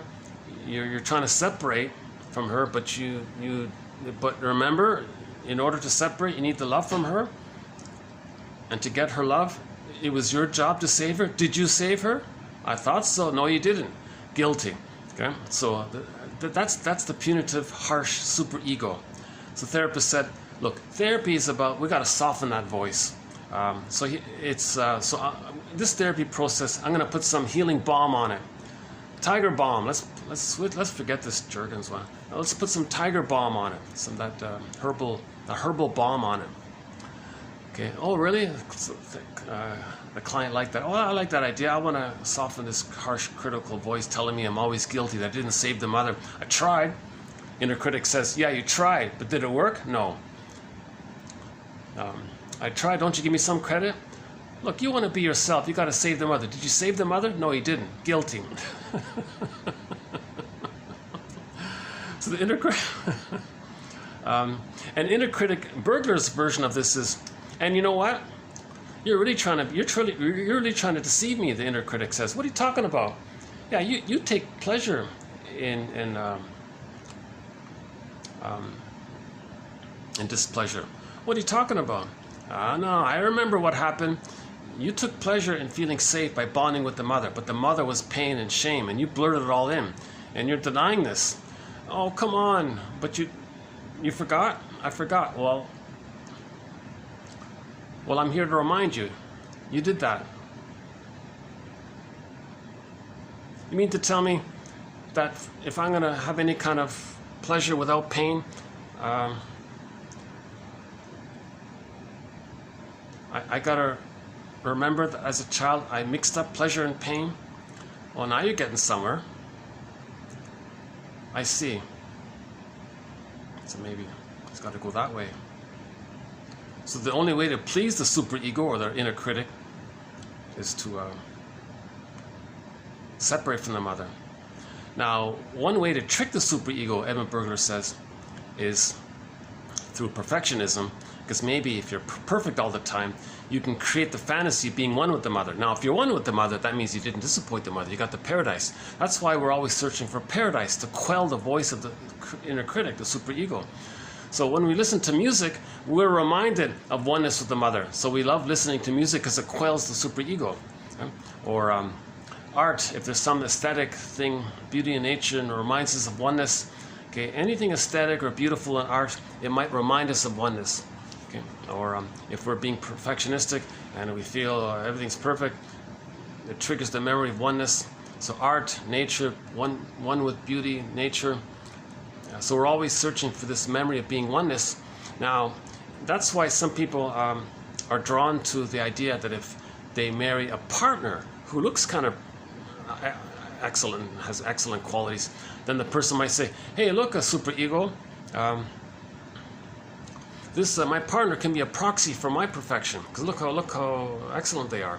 The superego might temporarily be fooled. So a person might marry someone to quell their own superego.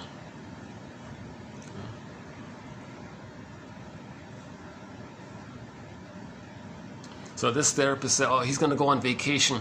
So he gave a little okay, I'm going as a teddy bear. Here's a bottle of tiger balm for you. So you can put that in your bag, your pocket, your purse at home, and it'll remind you of me, little teddy bear. So again, this guy's not a real shrink. This guy here, Gans here, he's just doing what they call supportive therapy, just kind of trying to be Just to be a nice person to somebody, I guess. Next one here. Oh, here's the sacred space. Efforts to make the therapy hour a sacred space where sometimes, for the first time, clients feel safe and trusting enough to talk about shame. So there's the deep goal of therapy. You got to get to that shame place. The image was in the Disney movie Inside Out. At the end there, it was disgust and anger that brought back the golden ball. Shame is a behind-the-scenes emotion that contributes to the client's chief complaint in life. Apparently, that's what they do. Again, my disclaimer: I haven't been in therapy. I haven't been analyzed. I'm just reading about this all the time. It's awfully expensive. Huh? I'd love to do it if I had a chance. Oh my God! I mentioned in one video, if some shrink wants to analyze me in public, if that's what it takes, and to teach the process, oh my God, fine. I'm trying to analyze myself the best I can, but I need an objective feedback. We all have so-called blind spots, right? Shame is a behind-the-scenes emotion. So all of these narcissistic patterns, the bully pattern, the Iago pattern, of course, they're all shame-based personalities. It's underneath it. The manic defenses are defenses against the shame. To the chief complaint. So the therapist says to the guy on the first session, okay, welcome to the therapy session. Let's begin. Please tell me, what's your chief complaint? It's a narcissistic question, right? You're a chief. Huh? What's your chief complaint? Shame is embedded in their presenting problems or chief complaint, but not explicitly complained about. So it doesn't come out in the beginning. People don't say in the beginning, oh yeah, my therapy goal is to heal the shame that binds. John Bradshaw talks about that. Right? Shame masquerades. Shame-filled people unconsciously deal with this debilitating affect by downloading it onto others through a contemptuous attitude. Yeah. So in the narcissistic pattern, they were shamed. Iago pattern, they were shamed. Bully pattern, they were shamed. They want to coax others to feel shame, push their buttons, believe they're no good, interact with them like they're no good, because they have identified with the mother. The mother shamed them, so they want to shame others. Interact with them with the belief that they're no good. That puts a pull on others to feel a kind of shame. So they're trying to quote-unquote download it onto them, get them to express shame. So that's why they're very cynical in their humor, and they're looking for your weak, vulnerable spot and finding your sore wound, putting salt on it, because they want to see the other person express shame. Then it's externalized. That's a defense mechanism to not feel the shame within. If they see it out, it's projected out, then they don't get to think that it's within. If they see it out, that's a defense mechanism. It's called externalization. See what belongs to you demonstrated by others outwardly. A process called projective identification. In projective identification, disowned parts of the self are experienced to exist in the other, with whom the projector becomes preoccupied, if not vigilant. Believing that all the negative qualities exist in the other, the projector's job now is to keep his or her eye on this shameful, untrustworthy, problematic, impossible to satisfy, threatening, other, etc., to protect themselves from feeling it. Yeah. So projective identification, the root source of it goes back to the nursery period. Baby was distressed. Mother should feel it because they're one. He feels it. Mother should feel it. So mother should feel it. Now mother didn't reply. Mother didn't soothe the baby's distress. So he never got the wiring laid down. That's a trauma. When there's trauma, we repeat. How do you repeat that later on in the present? The present becomes a symbolic reenactment of what happened in the nursery. Okay? So in the present, they're going to try to get the other, now symbolic mother, to feel what they're feeling.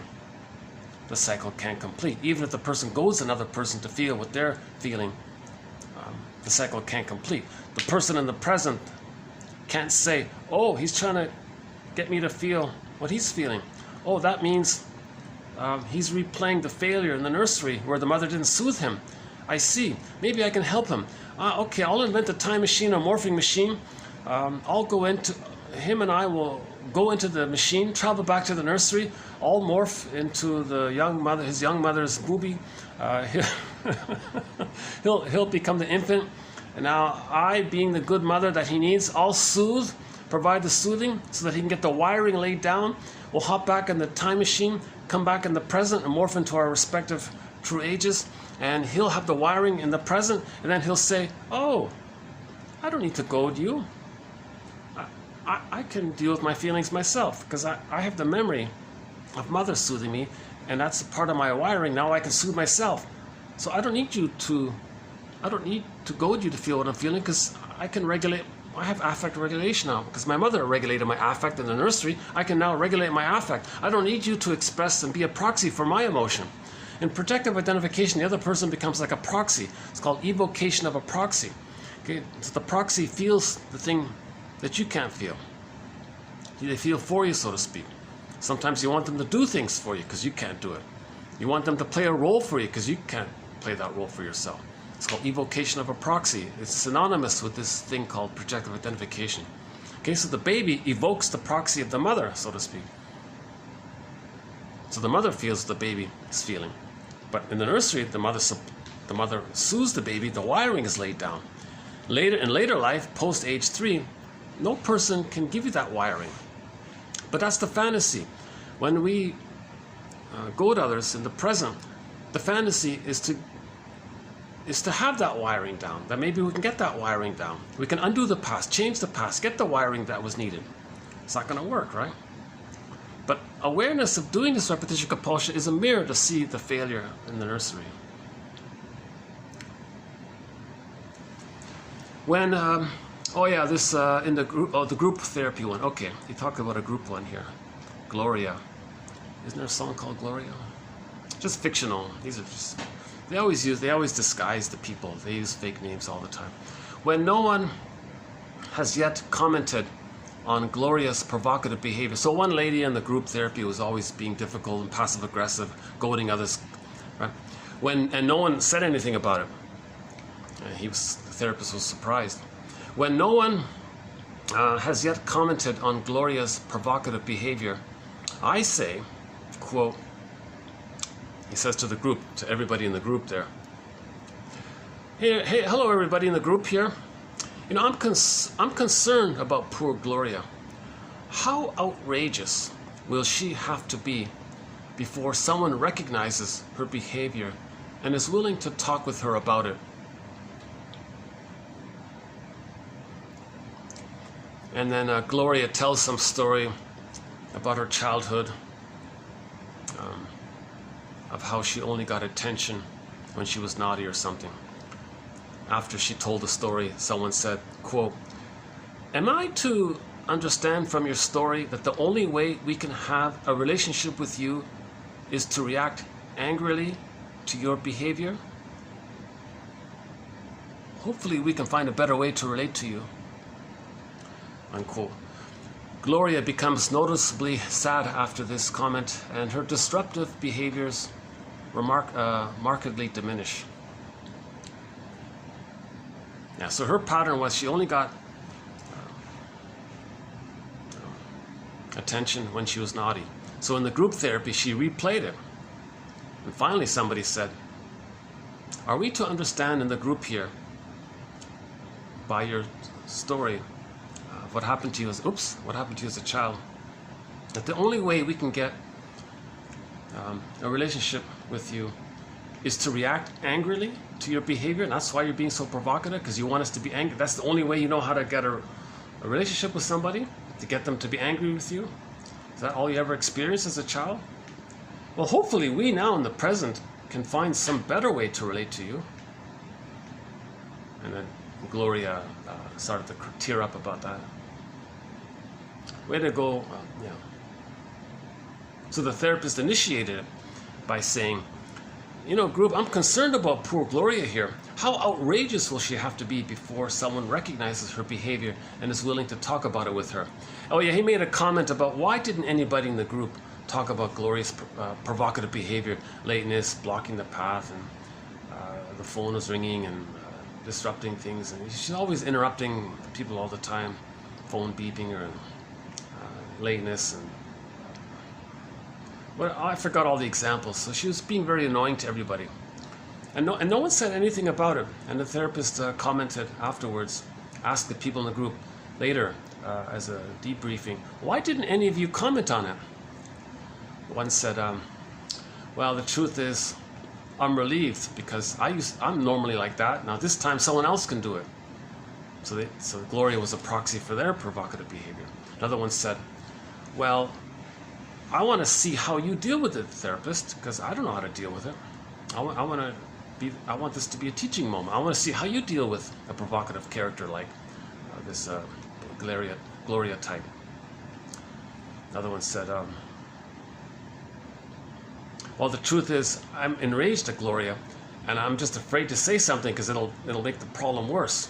So I thought I'd be better if I just climbed up or something, because he's too upset to say something calmly that would be helpful, and so on. So everybody had some reason. Everybody had their own little personal reason. Oh yeah, one of them said, oh yeah, I know her, we're old friends. Another one said, everybody had their own little reason why no one said anything about Gloria's behavior. Everybody's seething inside. Almost everybody's annoyed about her. No one's saying anything. Finally, she told about a childhood story. Okay, next one here. To clients who accuse me of not caring about them, I don't say, quote, it feels to you that you have an uncaring therapist.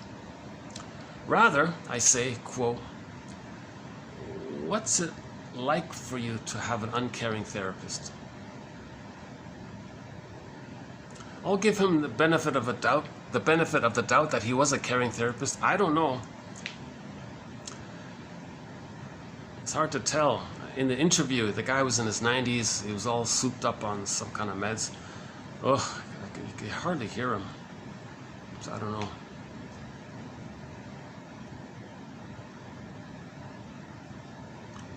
Because if he was a narcissistic person himself, then he wasn't caring. The client was right. So he maybe shamed, gaslit. Maybe he was gaslighting. He didn't care. Client says, you don't care. Oh, I care. You're wrong. Your perception is wrong.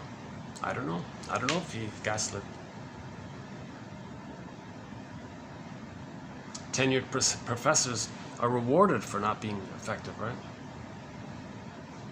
If they're too good, they don't want them, right?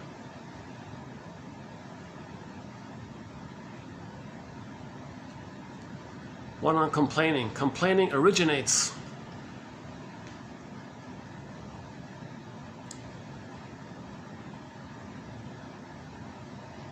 Isn't that the Peter principle? You rise to your level of incompetence or something.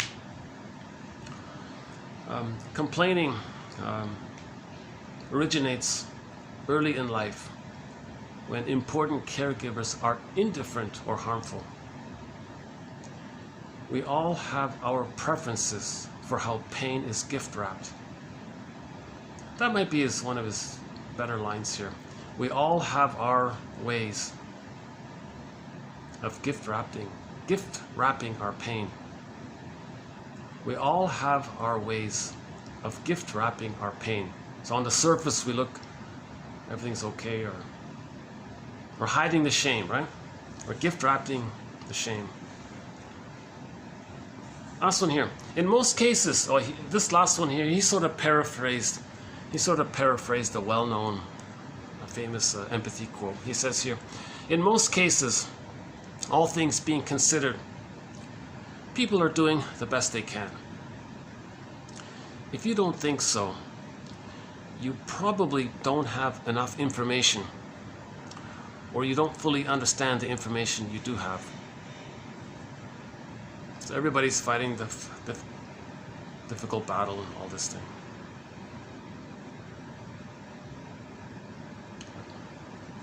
Everyone's doing the best they can.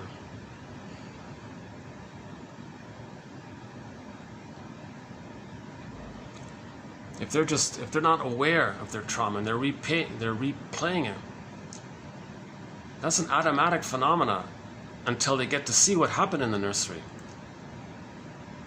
They are repeating because they're trying to remember, but it's so painful to remember. So they keep on repeating until they can somehow feel safe enough to think, oh, that's what happened in the nursery? My prenatal needs didn't get met for trust, and basic trust didn't get...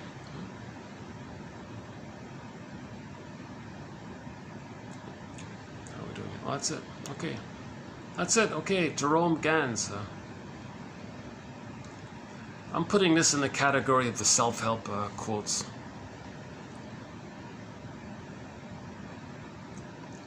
I think with the exception that projective, he's got one quote on projective identification, yeah, and one quote on shame. Those are separate ones.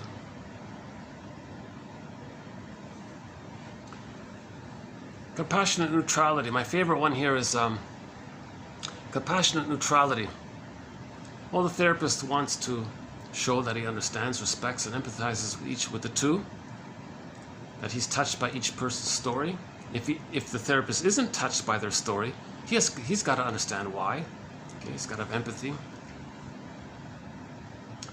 He remembers that couples originally got together because they found qualities in each other that they valued. You see, the qualities they liked in each other in the beginning that they valued. You see, later on, it's those same qualities that's hurting. They're complaining about it. His example was if the guy was aloof or something, she liked that. Oh, you're kind of calm or something. Later, why are you so aloof? But that's what attracted him to her. Because the parent was aloof. So an aloof partner reminds them of the aloof parent, so they were attracted. I love you, you're perfect, now change. The person in the present reminds them of the parents. That's what attracts you to them. Later on, of course it's going to annoy you because you're replaying the annoying, painful past.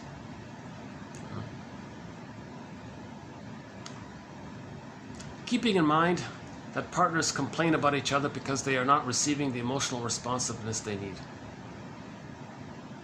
So that's why the TQ 2360 on how to make an I statement is helpful in that area.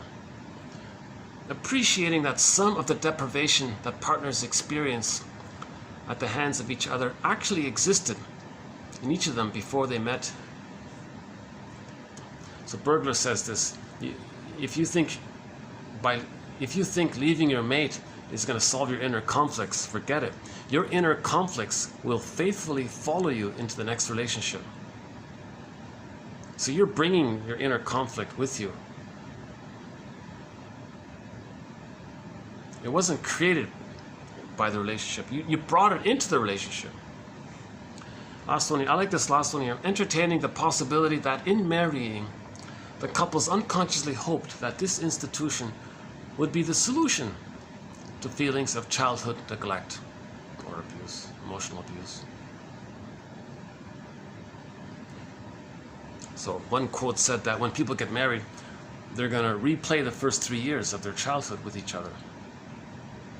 So the honeymoon phase, that's the symbiosis, the Garden of Eden, the bliss. Now one's going to hatch out first. The other one's still in it, feels betrayed.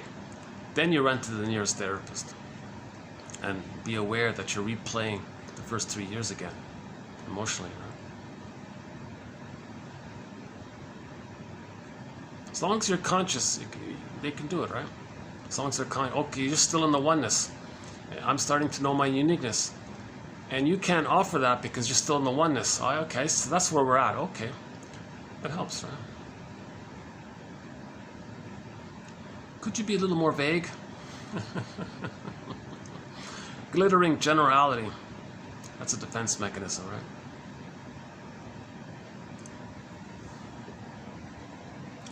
What else? Quote, Mother, do you think it is about you that makes it so difficult for you to appreciate me?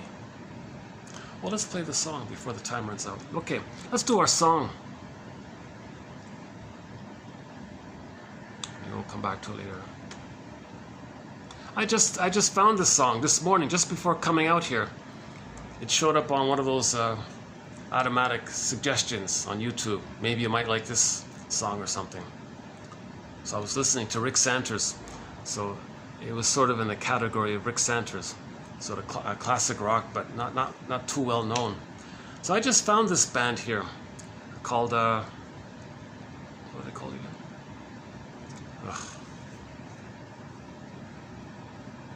Fortune. There's some kind of rock band called Fortune. They only put out 3 albums. Their first album they put out in the 80s, and they got some kind of minor hit, which was played on some soundtrack to some movie, and they got some success that way.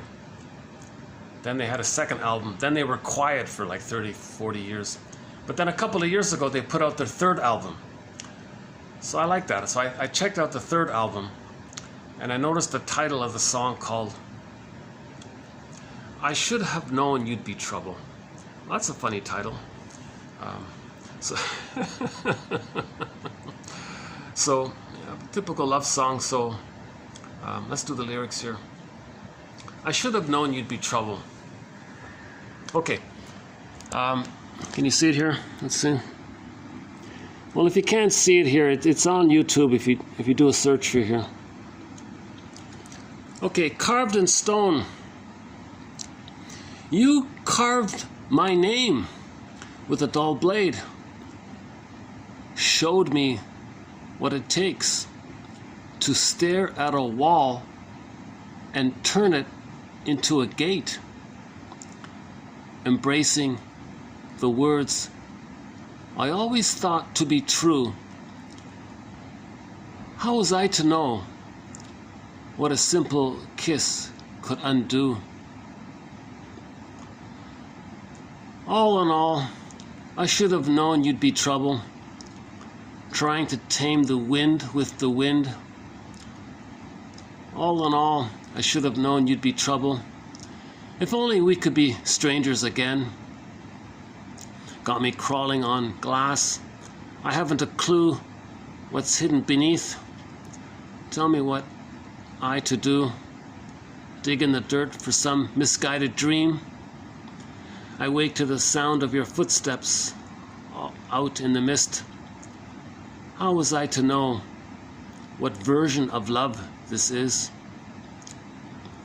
All in all, I should have known you'd be trouble, paying the price, not knowing to say when. If only we could be strangers again, always by my side. Always by my side, you know, in laughter and pain. A truth I can't deny, you know, and I wouldn't change a thing. Yeah. So this guy was triggered. He was entranced, spellbound, bedazzled, love trance, love at first sight, infatuation. Right? Now, if a guy has this kind of instant mad falling in love, that's trouble, because that woman has the psychology of the mother. So they're reminded of the mother. Hence, they're going to return to the needed bliss with the mother. That's the spellbound feeling. Trying to tame the wind with the wind. See, I think that's repetition compulsion. See, he got the hurricane with the mother, and he's reliving it. So I think he's talking about re-experiencing all of the drama with the mother again with her, with the fantasy that she can undo, heal it. Now he feels what that woman felt with her mother. So that woman is treating him like a scared, helpless infant. Okay, he said, got me crawling on glass. I haven't a clue what's hidden beneath, tell me what to do, dig in the dirt for some misguided dream. Woke to the sound you're in the midst. How was I to know what version of love is this? So he's been placed into this helpless, frightened, needy infant, crawling, right? So the woman doing this to the poor guy, she's reenacting how she felt with her mother. She's replaying, reenacting, doing a staging thing of her nursery with the guy in the present. So the guy is a symbol for herself as the helpless, hopeless, powerless, in pain child. She created in that guy what she felt with her mother. Okay? So she doing this to the guy is a reenactment of what she felt with her mother. Now this poor guy here saying, what kind of love is this? What kind of version of love is this? Well, this version of love is called, she's recreating a symbolic reenactment for her to know what happened in the nursery. That's what the version, it's called transference love. Transference love. Now this poor guy doing all this, he couldn't theoretically say, I see, are you trying to let me know how it felt? This helplessness and hopelessness that you're trying to induce in me, are you trying to communicate what you felt as a child with your mother? And you're now enacting the mother role onto me, treating me the way the mother treated you? It's called the negative magic gesture. Like my burglar, right? So he's not seen for who he is. Right? She's treating him very badly, obviously. He's making him crawl and beg and for a crumb, right? A lot of these things. Now he's bedazzled because in his fantasy, right, there's the couple's collusion, 50-50. They're both playing an equal role in this. Couples in collusion. He went along with this. So on her side, she wanted to replay what happened to her by demonstrating it, by doing to the guy what the mother did to her. Now the collusion is, so her fantasy is that if she replays what happened with her mother, maybe she can undo it. Maybe she can undo the past, change the past. Again, repetition compulsion. We replay what happened with the fantasy that we can change the past. So she wants to change the past. That's her positive intention. Okay? Now her doing this, by the way,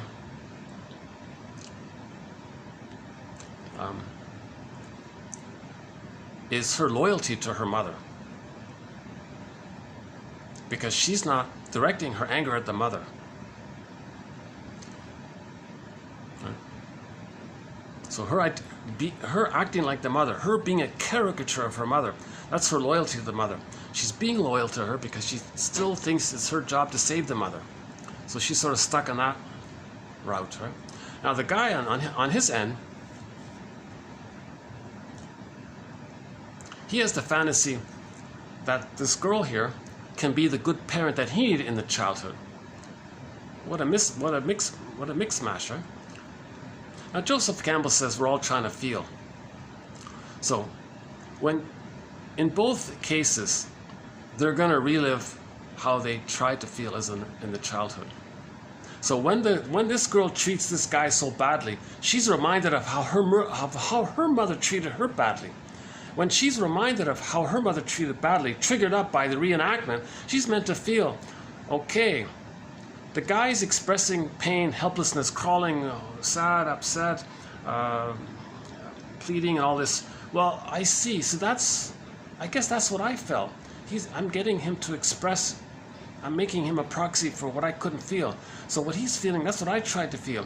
So the woman can say, I see. I got him to feel what I couldn't feel, but that's what I felt. I think I get a glimpse of this. Okay, now she picks up the phone. Okay, mother, what was it about you? Today's call here. Still have here. So now that woman can call her mother and say, Mother, what do you think it is about you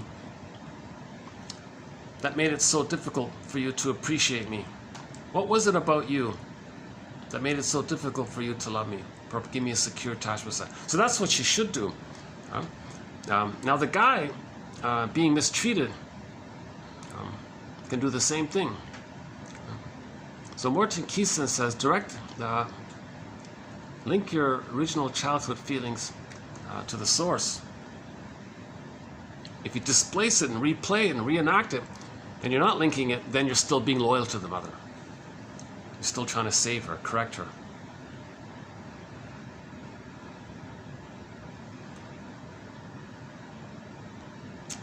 Okay, I want to play the song here. It's okay, it's not a bad, it's sort of like a cookie cutter. It's sort of like one of these cookie cutter kind of songs, but it's okay, yeah. It reminded me of Santers, because the two guys in there are brothers. So Rick Santers and Mark Santers are brothers in the band Santers. So they have a little bit in common. So here's the song by the band. Just came out last year. So it's not too bad, yeah.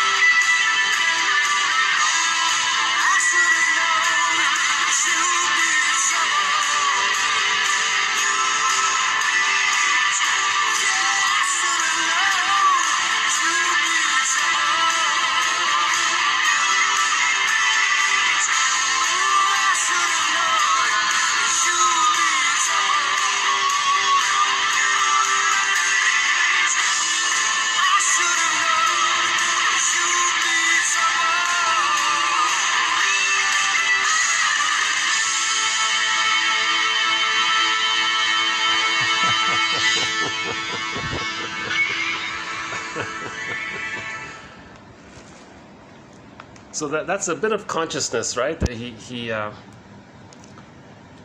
that's a confession that he did know there was trouble in the beginning. That she's not gonna care for him if all she wants to do is reenact what happened to her, for her to prove her loyalty to her mother, and to reenact what her mother did to her, to maintain that attachment to the mother, so she feels safe by acting like the mother because she's identified with the aggressor. So that's trouble for the poor guy. The poor guy is not going to get loved. Now, the question is, why was he so attracted to such a girl? Because maybe he himself had a mother who objectified him as well, right? So that's what he means. That's what Mr. Gans here means about in couples, they're both sort of equally, more or less equally involved. There are exceptions, he said, of course, but generally speaking, it's 50. It's couples in collusion. Huh? Anything else here?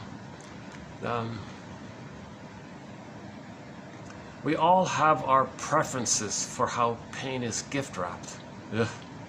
We all have our ways for how our wounded self is gift wrapped. That's better, right? We all have our ways for how our wounded inner child, how our vulnerable self is gift wrapped. We all have our ways for how our wounded self is gift wrapped. Interesting one there, yeah?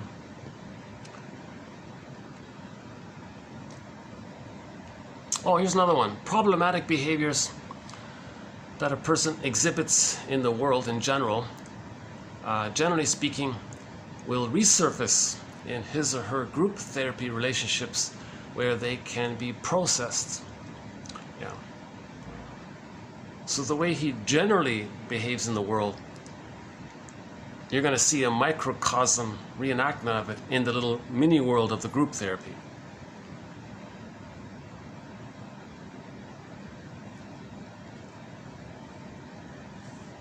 Then if you see how it's being reenacted in the group, and that's how he's doing it in his outer life, then you understand his problem is in his outer life, because you're getting a sample of it in the group life. Now in the group life, you can process it, and then he can apply that to the outer life. And his outer life will be better if he healed the inner, outer, right? Heal the inner, then the outer is better, inside out. Heal the inside, then the outside gets better. A very good title for a movie, right? Inside Out. We got to heal the inside. Then the outer corresponds to a healed inside. The outside is often a mirror for the inside, showing us the inside.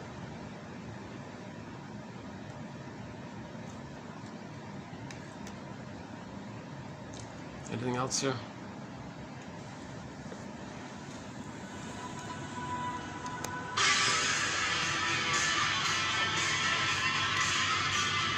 What kind of version of love is this? I like that with the version.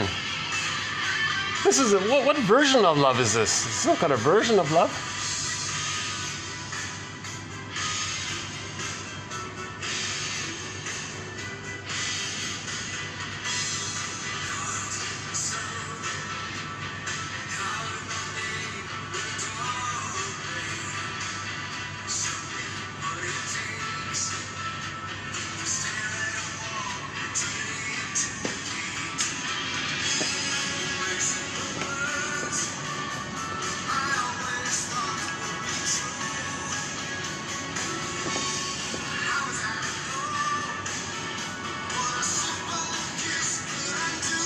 What a simple kiss could undo. It triggered the blissful oneness with the mother.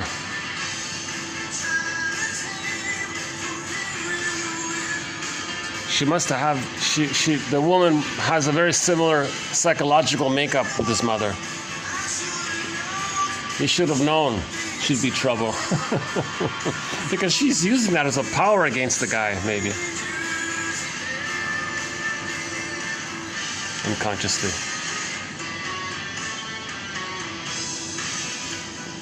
The entanglements between mother and daughter can be very. The daughter has the electric complex. If the woman is married to mom within in her psychic structure, that's the electric complex. So she might also be very envious and greedy.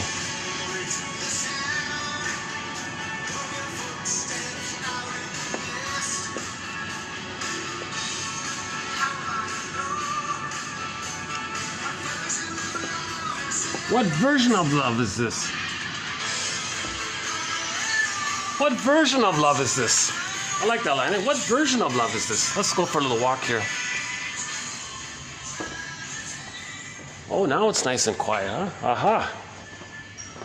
Okay, all right.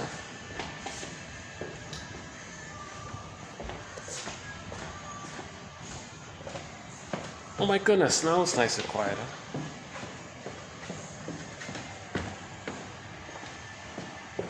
So when this just suddenly cuts out, that'll be the end of it. So thanks very much. This has been TQ 2551. Oh my goodness. Oh my goodness, I could have come here after all. Well, let's just finish up here then. Oh my goodness, here's my favorite spot. When I started here, I couldn't use it. Oh, it's nice to be here. Here's my favorite spot. Most of the videos were done right here. Great little spot.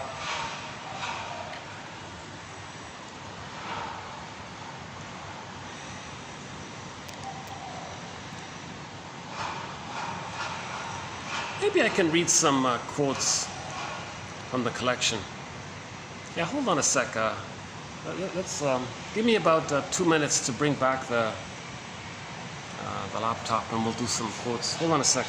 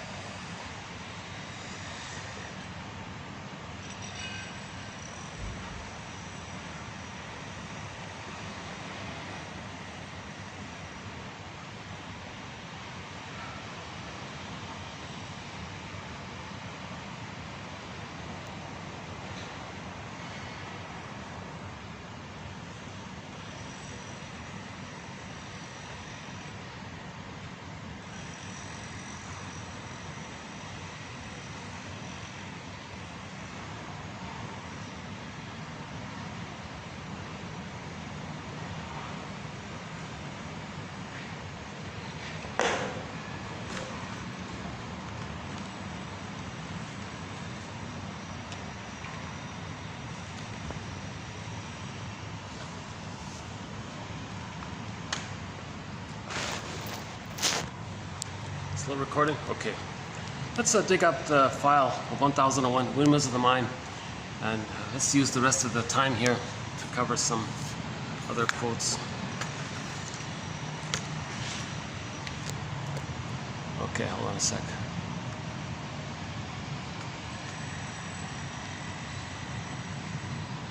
I'll just randomly pick some.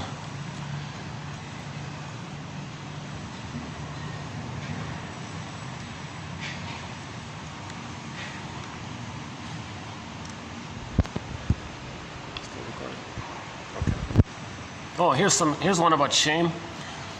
Shame is the basic emotion for those with the narcissistic pattern. In fact, contempt, rage, blame are only vehicles used to expunge this shame. Hard to comprehend, how can one with such grandiosity and arrogance feel worthless? Yeah, so there's the paradox, right? Somebody so important, a little god, grandiosity, so, but underneath they feel so worthless, but they feel so important. Shame is the underside of narcissism. Shame begins to sit where their soul used to be. Oh yeah, yeah. So when the golden ball is gone, the soul is lost. What's left is the shame, right? And often narcissistic behavior is an externalizing, projective, self-deceptive, and rationalizing, pseudo-aggressive, compromise formation, fantasy, illusion to expunge shame. All right.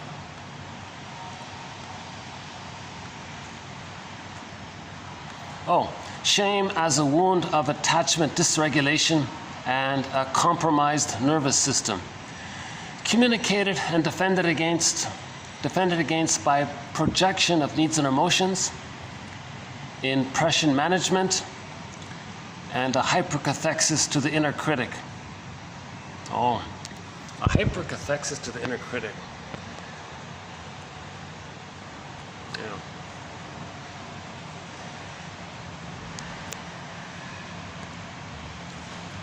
I grew up spiritually bankrupt.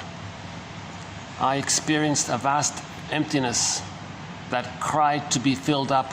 In my desperation, I turned to hedonism to provide me with a sense of completeness. After years of pain, I realized there was no quick fix. Okay. That's from a self-help book. I remember her, Raquel Lerner. Actually, we did 2 videos of her quotes, this one here, maybe about a year ago.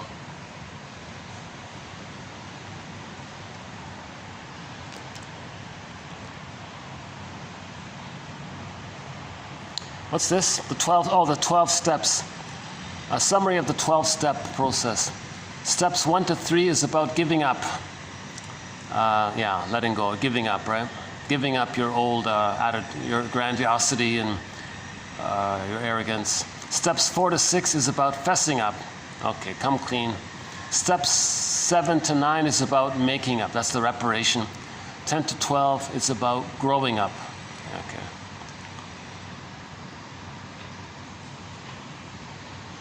The need for someone to blame is crucial for keeping shame at bay.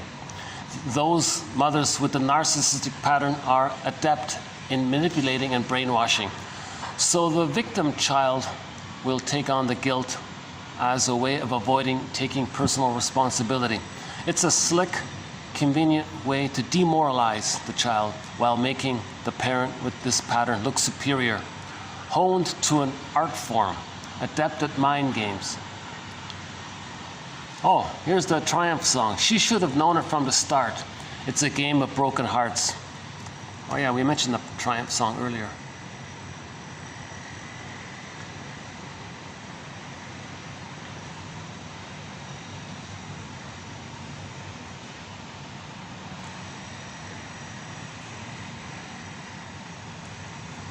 You're so caught up in the future that you don't notice how you feel about your life is now in the present.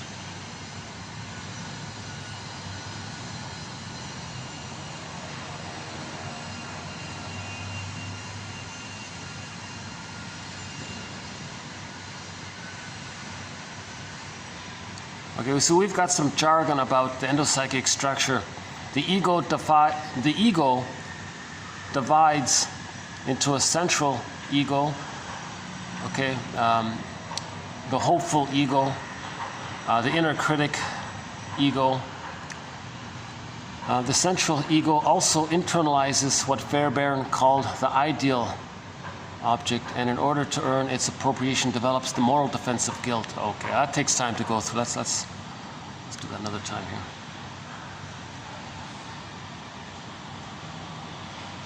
So it's about, Fairbairn, one of our mentors, has a thing called endopsychic structure. So the conscious ego, we know about that, it gets split. A lot of it gets submerged. So now we have an unconscious ego. That's our mind, right? We have our conscious mind, our unconscious mind. our unconscious mind subsplits into each of the amalgamation of memories, so that the cluster of memories around certain themes of self and other have their mind of their own. Now they're like subpersonalities within, and each part has like a little mind of its own. The memory of what the child needed and felt, the memory of how the mother responded, they all have like little minds now. They're active inside. We're replaying the thing inside, kind of thing. So the unconscious ego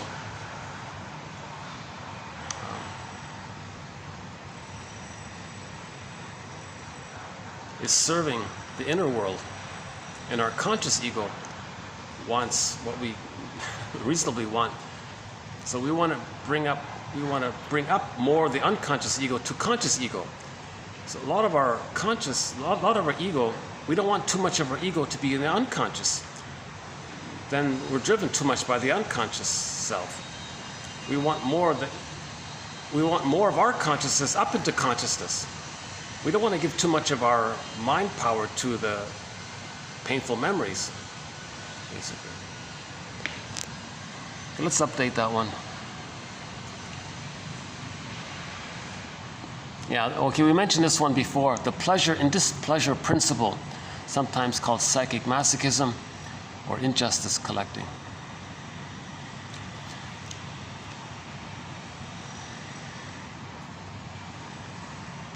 Psychic masochism, the broken record of unwitnessed, painful childhood memories, constitutes the lifeblood of the neurosis. And all later libidinous, pseudo-aggressive rescue stations are only camouflages and hideouts from the basic infantile conflict.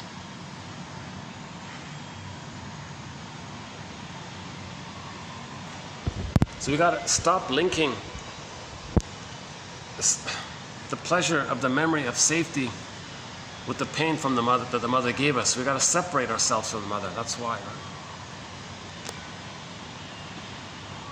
If we are healthy, a process occurs in which conscious and unconscious forces constantly engage, enrich, and interact with each other. The alternative is that we and our unconscious id, repressed and segregated, become frozen in neurosis. So that's the Phantom of the Opera story. She goes into the basement, dialogues with the Phantom character, accepts aspects of herself, comes on stage, has more of herself, and is a better singer. Again, Robert Bly's metaphor, so much of us by the age of 5 gets put into the non-reporting brain, the implicit memory system. His metaphor, it's like a bag that we drag behind us.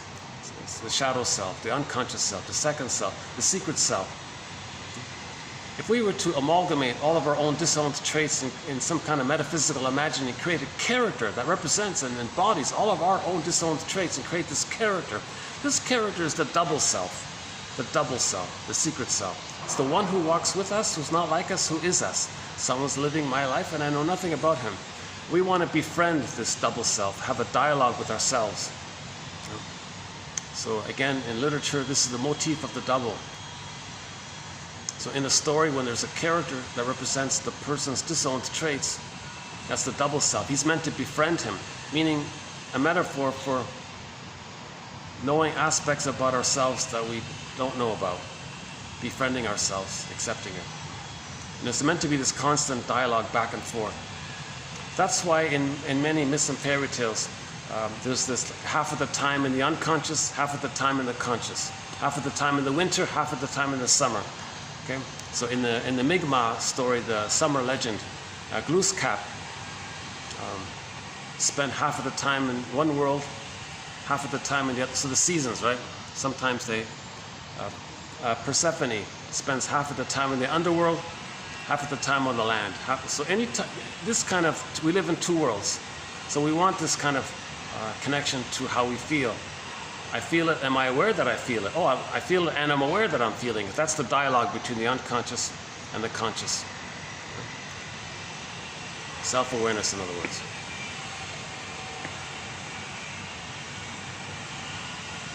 And we can get to see what's in the unconscious through our projections.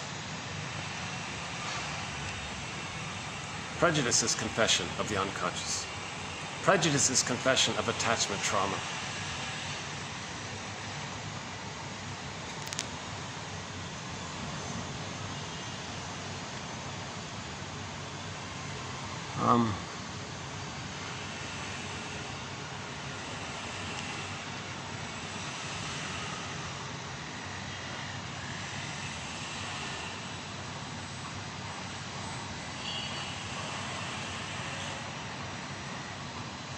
Wittgenstein pointed out that narcissism doesn't refer to love of oneself, but to the love of one's own mirror image.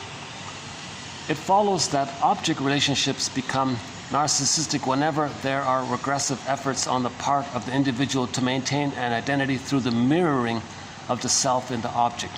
This pattern also serves as a defense mechanism, preventing further disintegration of the individual's self-esteem. When a person with a narcissistic pattern is asked to observe and describe himself on videotape, the task becomes an exercise in justification, rationalization, and complaint.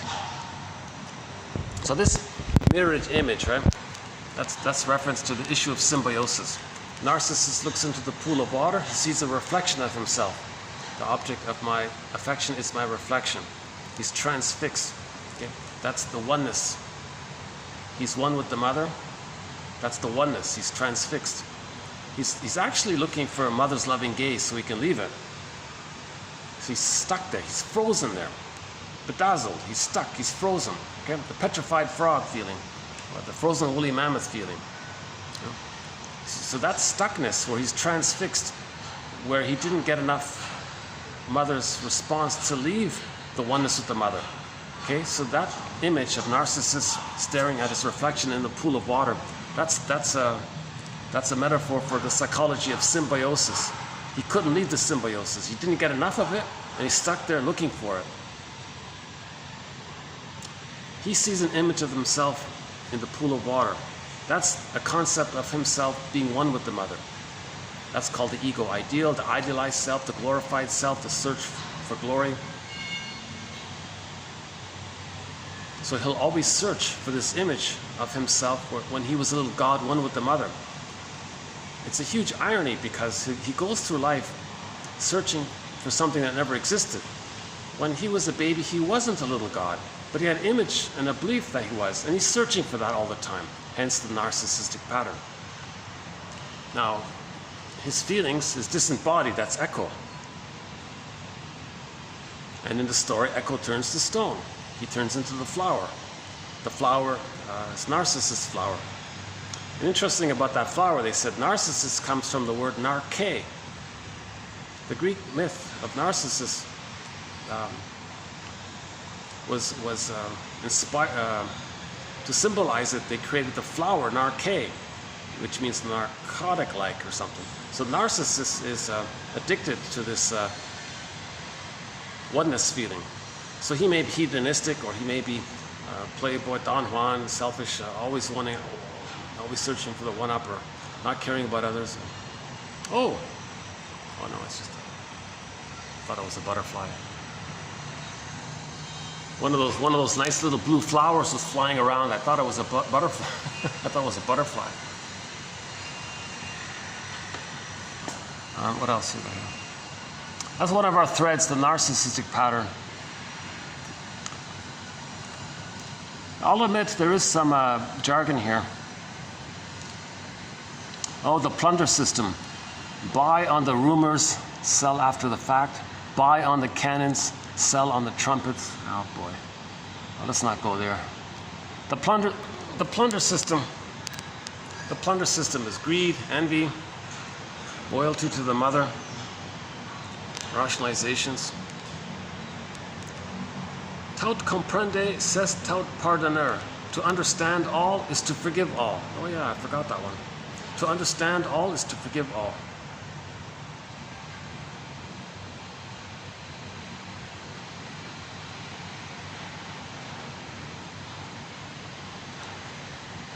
Yeah, this lack of indifference for pollution and destroying the planet and all this, that's to communicate that when they were a baby, they believed that the mother was indifferent. As if to say, "Mother, don't you care that you're not meeting my needs? Don't you care that I'm in pain?" The baby, now if the mother objectifies the baby and is just using the baby in a staging thing to replay her childhood and uses the child as a symbolic of her lost innocence and doesn't see the child as a person in their own right with their needs and their humanity, and is just ignoring the child because she's trapped in her drama with her mother, so that it feels to the child that the mother didn't have a chance to care about the baby. So they identify with the aggressor, okay, and they don't care about the reenactment onto others to replay how the mother didn't care about them. The mother is too wrapped up in her emotions to think clearly. We had the quote yesterday about the dog and the fence. Yeah, check out that last one. The two dogs, the story about the two dogs. Edmund Burglar. Gambling is a uniquely convenient way of expressing childlike megalomania. Oh yeah, he has a book about gambling, Edmund Burglar, one of our mentors. Come on, Lucky Seven, or and you blow the dice, these little magic gestures, it just makes you feel important that you're going to magically create something. You're powerful, you're going to, pull the slot machine lever or whatever, you feel kind of in charge, you're going to create things. Now you're disappointed. That's the whole point, Burglar says, to replay how in the nursery the person was disappointed. So the slot sheet, the whole casino becomes refusing mother. The slot, all the games becomes refusing mother, and they're just going to be refused again and again. Overall, people are refused, and that's the draw. You see, mother, you see how this cold machine refused me? Well, you were like this cold machine. You refused me in the nursery.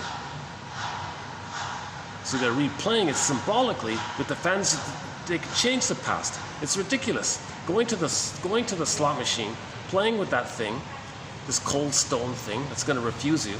Hi there. Stop.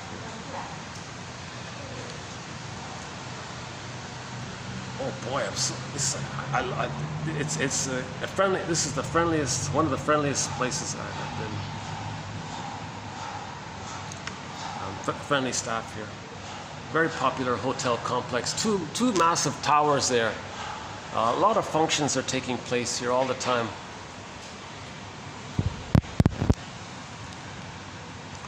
There's almost always a function here. The mid-afternoons, if I'm lucky, if there isn't a function, then I can come here in the mid-afternoon for a couple of hours. But so this is 2:30. This is a good time,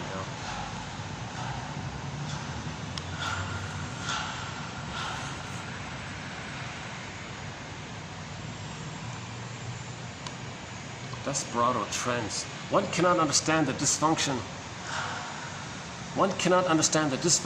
client without investigating via the analytic microscope the child in the adult, going back to his early babyhood with clues offered by his past childhood, adolescent. Desperado trends. The baby had desperado trends. The baby was desperate to do things in his mind. In gambling, Faust's words apply. Quote, "You think to impel, but you are yourself impelled." Repetition compulsion. Menninger said to a client, "These problems that you're having, we may say that this is what your script is doing to you, impelling on you. Let us see what we can do with that script."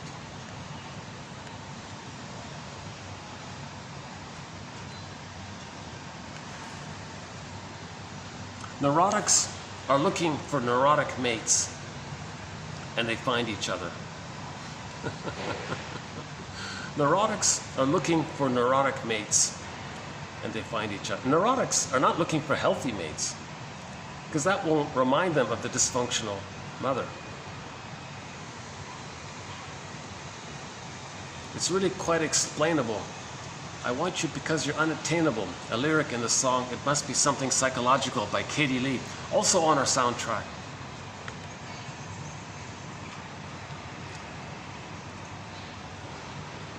The self is injured when one's right to grieve is withheld. Oh boy, yeah. Oh my goodness. The self is injured when you're trying to grieve and admit the loss, but you're withholding it, you can't do it. That's why a person doesn't want to be reminded of loss.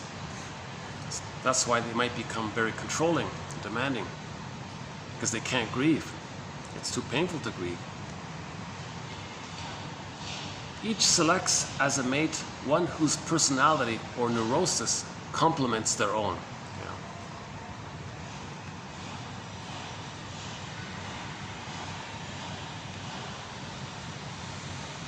What's this? Healing begins with questioning the meaning of the symptom. Inquiry uncovers inadequate mothering. Awareness of deficient nurturing produces anxiety, immense anxiety. Body work is not to be undertaken lightly or without the secure containment of a loving relationship. A lot of these body work things, if you press on a muscle, it might release emotions. So you might get a dream.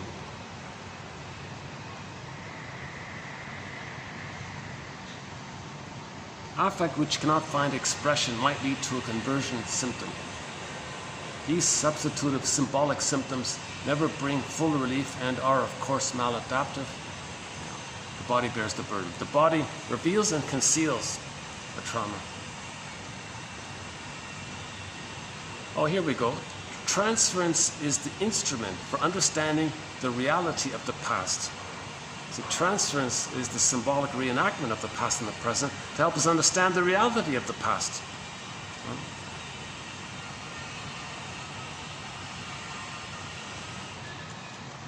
The client relives old experiences in the transference, and it is up to the analyst to understand and interpret rather than participate in the reliving. Role-playing is for actors. So the therapist is not meant to collude. It's meant to interpret, bring it to your conscious awareness. That's the whole idea. Consciousness is healing. Oh, from the Tao Te Ching, poem number 28.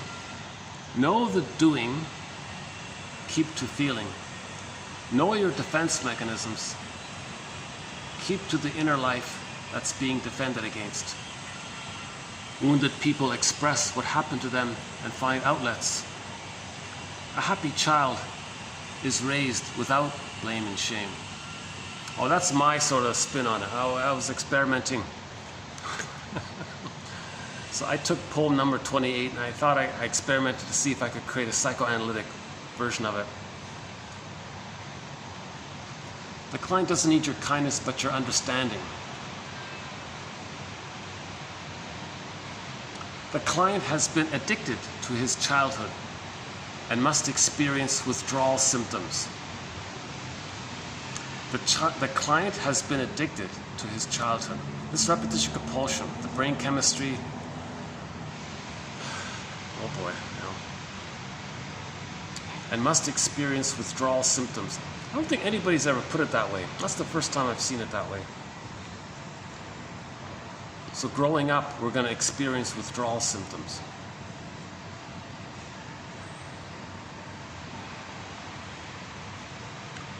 Object relations theory, the study of the internalization of interpersonal relationships. Masterson, one of our mentors, James F. Masterson. Very good book to read, Search for the Real Self.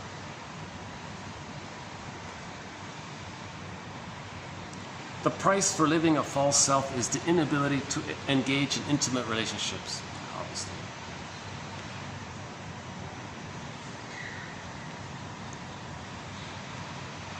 Oh, Karen Horney. Neuroses may be regarded as an attempt to cope with life under difficult internal conditions. When neurotic trends fail to operate, manifest anxiety may arise. So when our defense mechanisms to deal with childhood pain slip up, then we feel anxiety.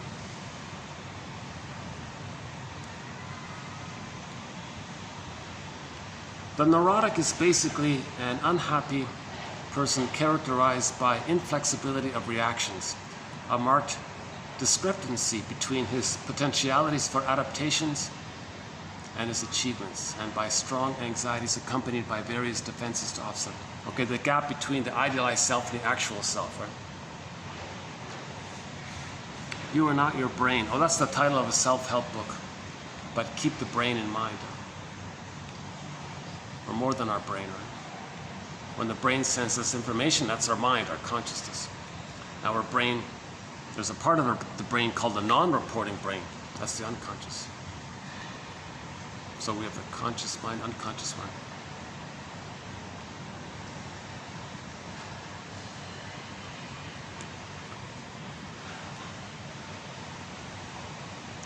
Okay, maybe we have about 10 minutes left. No, maybe, this is going to cut out very quickly. You know, it's funny, my phone normally gives me 3 hours and 8 minutes. On some rare occasion, it gives me an extra hour. I don't know why it's doing that. So I've had 4 videos now that went into the 4th hour. That's okay, I don't mind. So we'll see what happens here.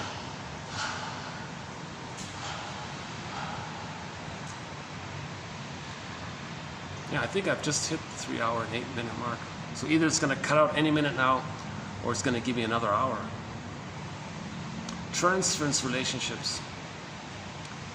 I had completed my perception of her with my own fantasies. I made my perception of her using my own fantasies.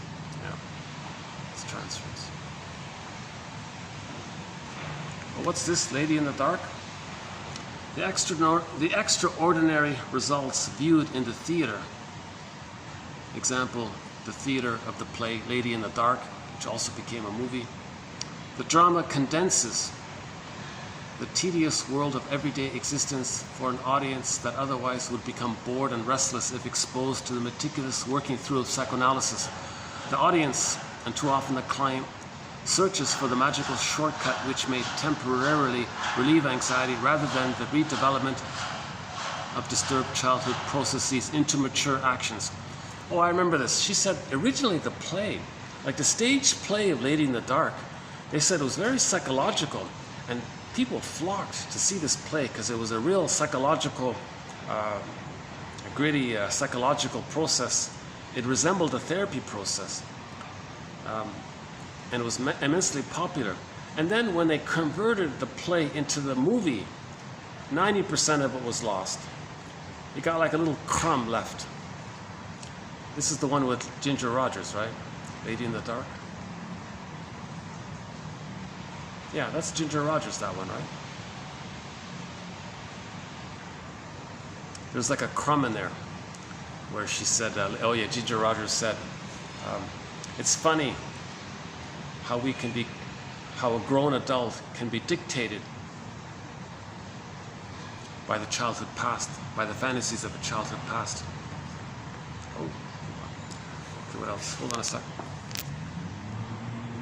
Shame inducement occurs when one significant person breaks the interpersonal bridge with another. Yeah. What's this? Oh yeah, okay, more about shame. Kaufman, yeah. Shame inducement occurs when one significant person breaks the interpersonal bridge with another. Following internalization, shame activation becomes an autonomous function of the self and may become a part of one's identity as a person. The feeling of shame is one of torment or sickness within the self. Emotional severing of the interpersonal bridge is the primary shame-inducing process. Failure to fully hear and understand the other's need and communicate its validity, whether or not we choose to gratify that need, can sever the bridge and trigger unhealed childhood shame and open psychic wound. Whenever the expression of a particular affect, such as crying in distress, fear, or anger, is followed by a parental response which induces shame, an internalized affect shame bind results. For example, a child is shamed for being afraid will learn that there is something wrong with him whenever he feels fear. A particular emotion can spontaneously affect shame without shame being directly induced. Need shame binds arise in an analogous manner. Shame